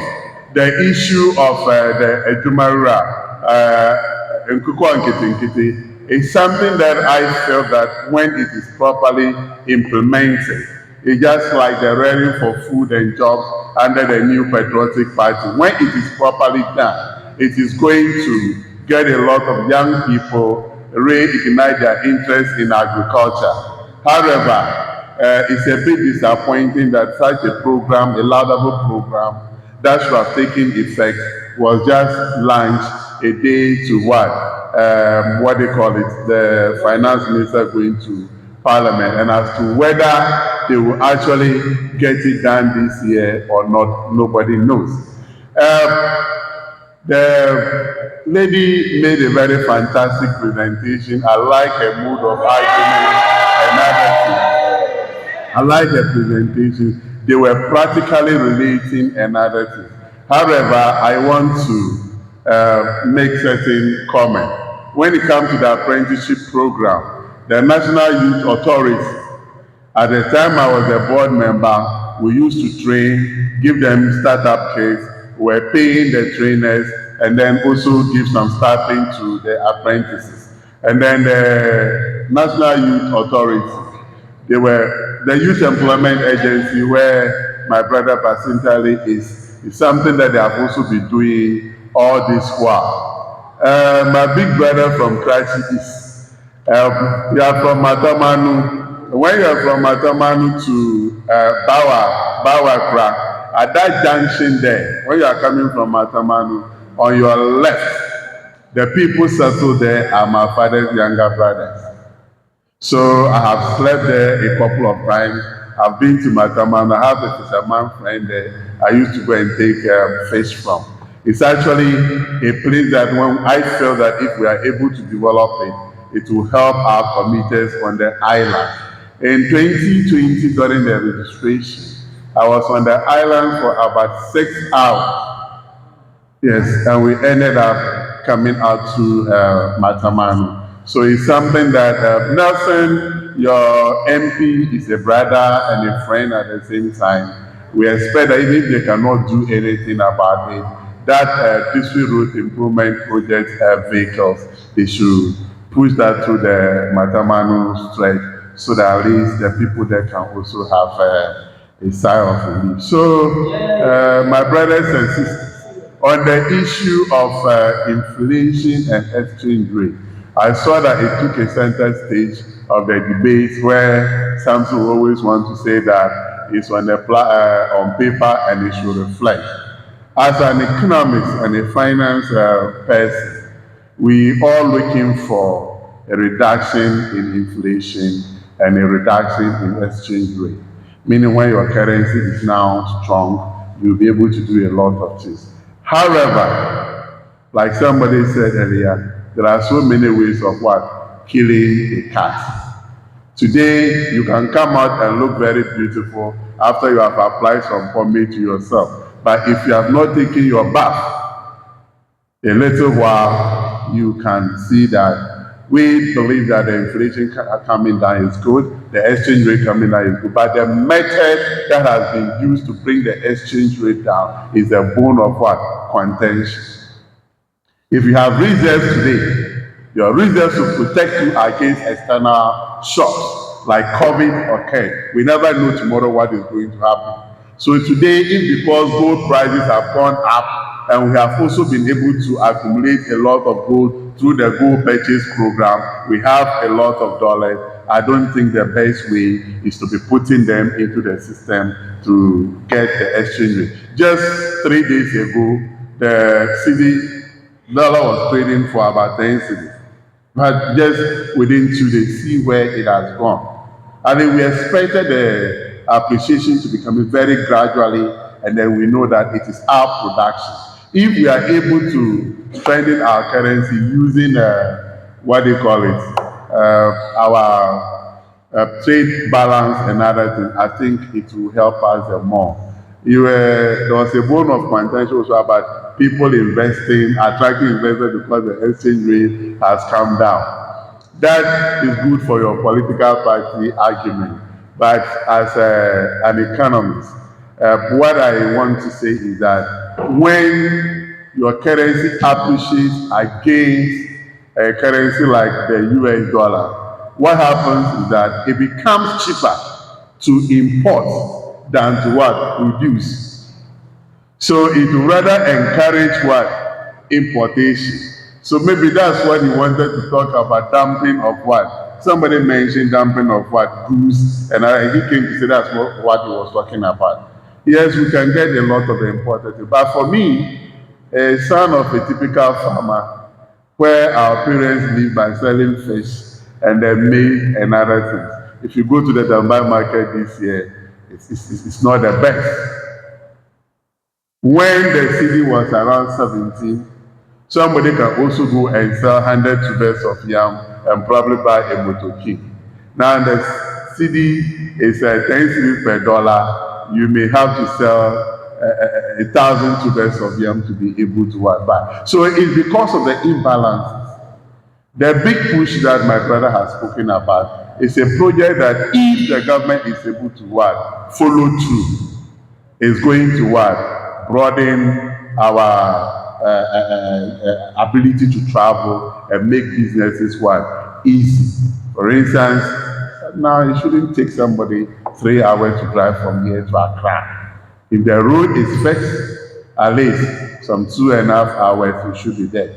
And people who stay around, what they call it, that's the Kuma area and other things, can even wake up and drive to go and work in Accra rather than the current. So we pray that the government should be able to carry some of its activity. But as it stands now, there's a lot more government will have to do. Physical discipline, as we have always argued. If you tell us that you are going to pay your children's school fees, 5 children's school fees, and at the end of the period, you go and pay one person's fees and come and tell us you are physically disciplined, that is not the best. If you realize that one of the challenges the finance minister has now is that close to about 30% of the allocations in the last budget has not been dispersed. We have not been able to spend, not because the money is there and we are not spending, just because the money is not there, because of our mobilization. That's why I support the finance minister's proposal in this budget that property rate we should pay. I have a house in Nkwanta. I've never paid any property rate on that house. I have a place in Accra. I've never paid property rate in that. Yes, we expect the nation to do better. The emission levy, no Ghanaian paid a dime for emission levy. The betting tax, aside with the current finance minister, and I know that if he has the power, he wouldn't have removed the betting tax. Why are we interested in encouraging our people to go into betting instead of developing their skills to work hard? There are some taxes we impose, not because we want money, but to prevent people from engaging in it, like tobacco and other illicit drugs. But the unfortunate thing is that after the e-levy was removed, in less than a week, we were slapped with the 1 Ghana cedi on a liter of fuel, which took more than double the amount from Ghanaians. Currently, government is doing sterilization to bring inflation down. So about 62 billion Ghana cedis has been taken away from the investor community back into the Bank of Ghana. It is a a monetary policy they are pursuing. But the fact is that the right you are talking about is 1 Ghana cedi, but I cannot buy. But when it was 5 Ghana cedis, I could buy. So these are some of the things we are looking at. Let's pray for the government of the day, especially the minister of finance, the members of parliament, and other things. What I was thinking would come up seriously was a debate about the various arms of government. If you live in a country where parliament cannot oppose the executive, the judiciary will have to bow to the whims and caprices of the executive. What is going to happen is that if I have an issue with you and I know that you are known NDC, and I have that perception that the judges are not acting in line with the government of the day, instead of going to court, I'd rather resort to solving the issue with you. That is where people will go into taking cutlasses and guns. That's why we need an independent judiciary, which is not the case. As to whether government is doing that or not, I can't tell. But the perception of people who do not belong to the NDC folk is thinking that government is micromanaging the judiciary as it stands now. On the issue of Chairman Wuntumi, I'm not holding brief for them. As at the time that Chairman Wuntumi was invited, Akunta mining had stopped mining for some time. But it doesn't mean that if he engaged in illegal mining some years back, it's a crime. He should not be left off the hook. However, the only thing the minority was against is that if you are arresting a Ghanaian, don't treat him as if he's no longer a Ghanaian. When someone has been accused, He stands accused until he's proven guilty. Yoko or whatsoever, could have just charged him to me, take him to court, arrest him, give a reasonable bail condition where he could be paid. It was the manner in which we were handling it. And I've always said it, if my father has taken Ghanaian taxpayers' money, he should be made to pay it back, or he should be what? Locked up. My people, when I was in office, one thing I say is that if someone today is not able to get that 500 Ghana cedis to go and pay his fees, and it's because I, the regional minister, sat on that 500, and the person becomes an armed robber, all the people he will kill, their blood will be on me. If the person is a young lady and didn't get that money and decide to go and indulge in illicit sexual activities and contract HIV and dies, the blood will be on my hands. So as politicians and people that have been entrusted to manage the affairs of this country, I believe that whoever it is that has gone wrong, that person should be punished by the laws of this country. And MPP, His Excellency Nana Addo Dankwa Akufo-Addo, and the MPP in general will never at any point stop the government of the day from taking people through the lawful process. What we are, however, asking is that so long as the person remains accused, let the person's dignity be respected, because it can happen to anybody else. Thank you very much, Mr. Speaker.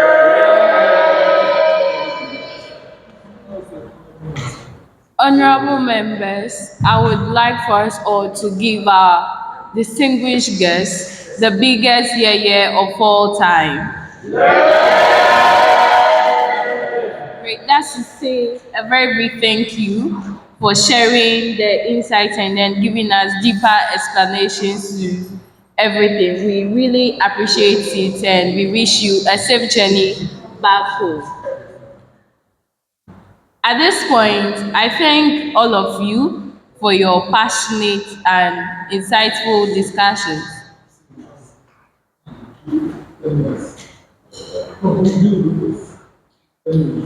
Okay, I would invite.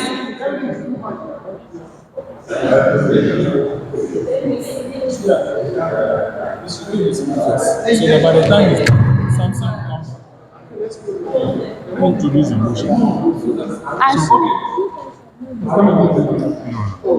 So you I introduce the motion, the second, so we have to finish with closing remarks, then I finally the closing remarks of the debate are finally done by majority government. Okay, honorable members, please, we are about closing, so let's all just remain calm and then we do it quickly. So I'll invite the leader of the NPP caucus for the day to give us a closing remark. Then we take the final from the NDC caucus and we move on. Please make it simple. Thank you very much, Madam Speaker and the August House, for the opportunity. My name is Doche Samson, the youth MP for Kwame from North, the first deputy minority whip of this House, and the vice chairperson of the organizing committee. Madam Speaker, I must indicate that the debate has been so fruitful and a lot of issues were raised. The issues that has been raised, whether agree upon or not, let all of us go and find out whether they are actually happening, because there were agreement and disagreement. So those issues that we have disagreed upon, we should go and work on them as a youth MP. But I want to remind NDC foot soldiers, but they shouldn't be celebrating figures on paper. They should see the actual improvement in the life of Ghanaians before they start celebrating it. If not, I will always refer to them as people who have policies on paper, but on the ground, nothing is showing. The policies that they propose are good policies, but the question is, are they implementing them? Are they working? No, that is what we are talking about. And eradication of the taxes, battery or tax, COVID-19, does not make any impact when they slap us with 8 good taxes, right, Madam Speaker? We can't bear that.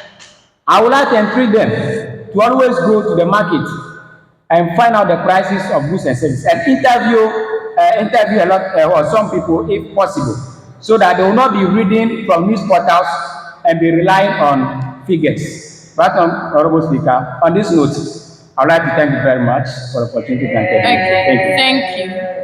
We now have the closing remark from the leader of the NDC caucus. 3 minutes, please.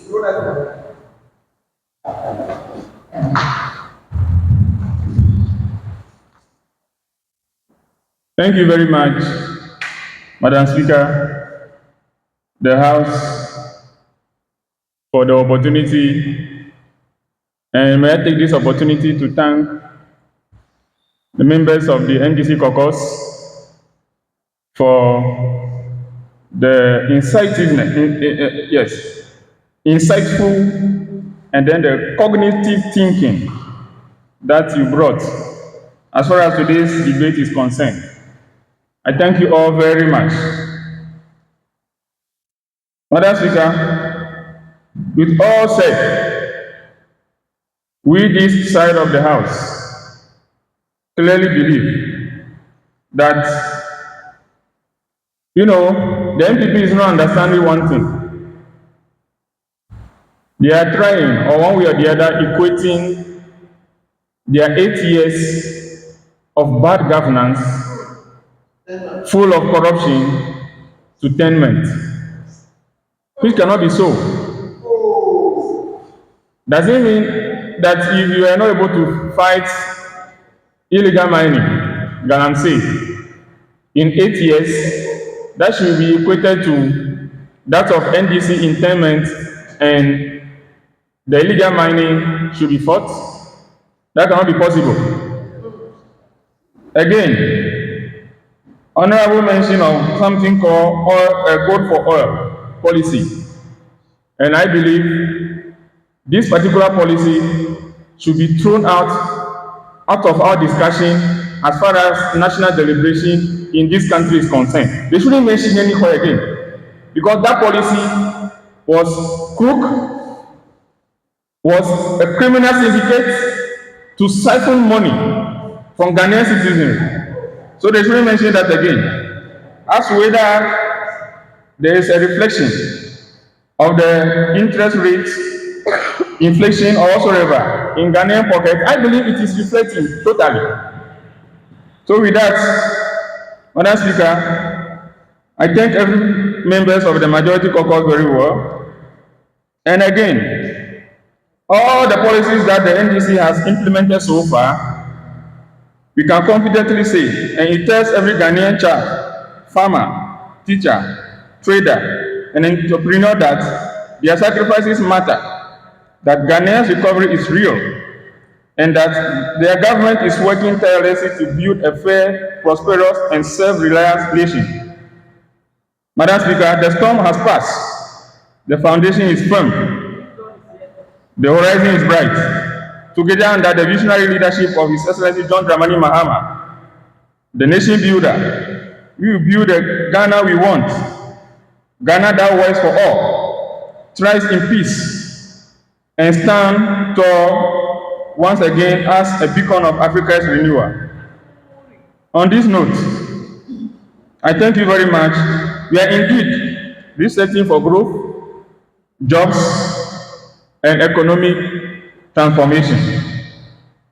May I quickly chip in this?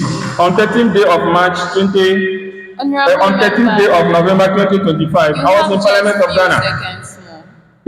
You have just few seconds. Thank you. I was in Parliament of Ghana on the day that the presentation of the budget was made.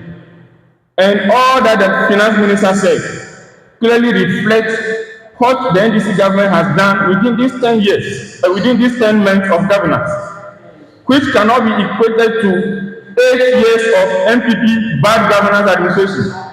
So on that note, The discussion does not end here. Whatever they have, they can bring it on board and then let's equate them and then put things in proper perspective. I thank you very much, and may God richly bless everyone for your contributions as far as today's motion is concerned. So on that note, we believe firmly that the country Ghana under the NDC administration is moving totally, firmly in the right direction, and the expectations of Ghanaians are being met. And may I recognize that this man, His Excellency John Dramani Mahama, is transforming Ghana to the right perspective. I thank you all. I thank you all. All right, thank you, honorable member. So at this point, I just want to thank you all for your passionate and your insightful contributions to today's motion.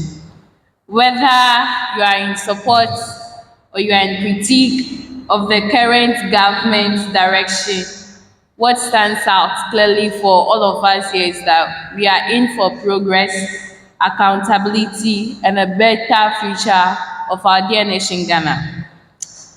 So, at this point, I invite the leader of the House and the leader of the Minority Caucus to move for the adjournment of the House. So the leader of the NDC Caucus will move for adjournment and the leader of the NPP Caucus will second.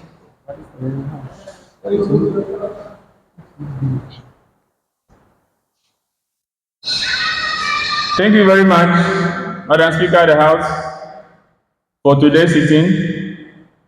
And after so many deliberations, I think we've exhausted enough.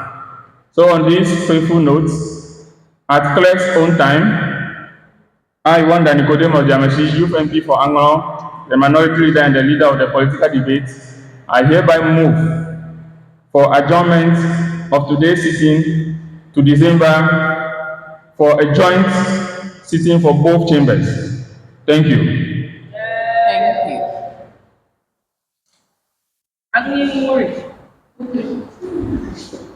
Thank you very much, Right Honorable Speaker and the Press House for the opportunity. My name is Dr. Samson, the Youth MP for the Good People of Accomplice North, the first Deputy Minority Whip of the House, the Vice Chairperson of Organizing Committee. Madam Speaker, I want to use, before I second the motion. Please just move ahead and second. Thank you. Kindly go ahead and second the motion. Madam Speaker, I will yield to you. On this note, I duly second the motion ably moved by Honorable Jameshi. Thank you. All right. Honorable members, the motion for adjournment has been duly moved and seconded.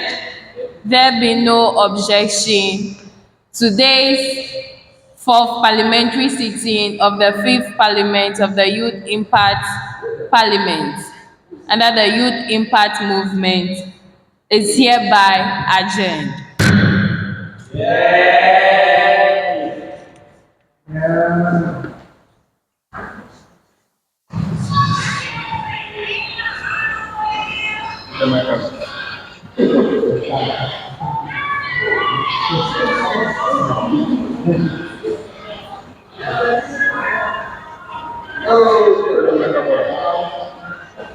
Without my presence, maybe I will come fully from my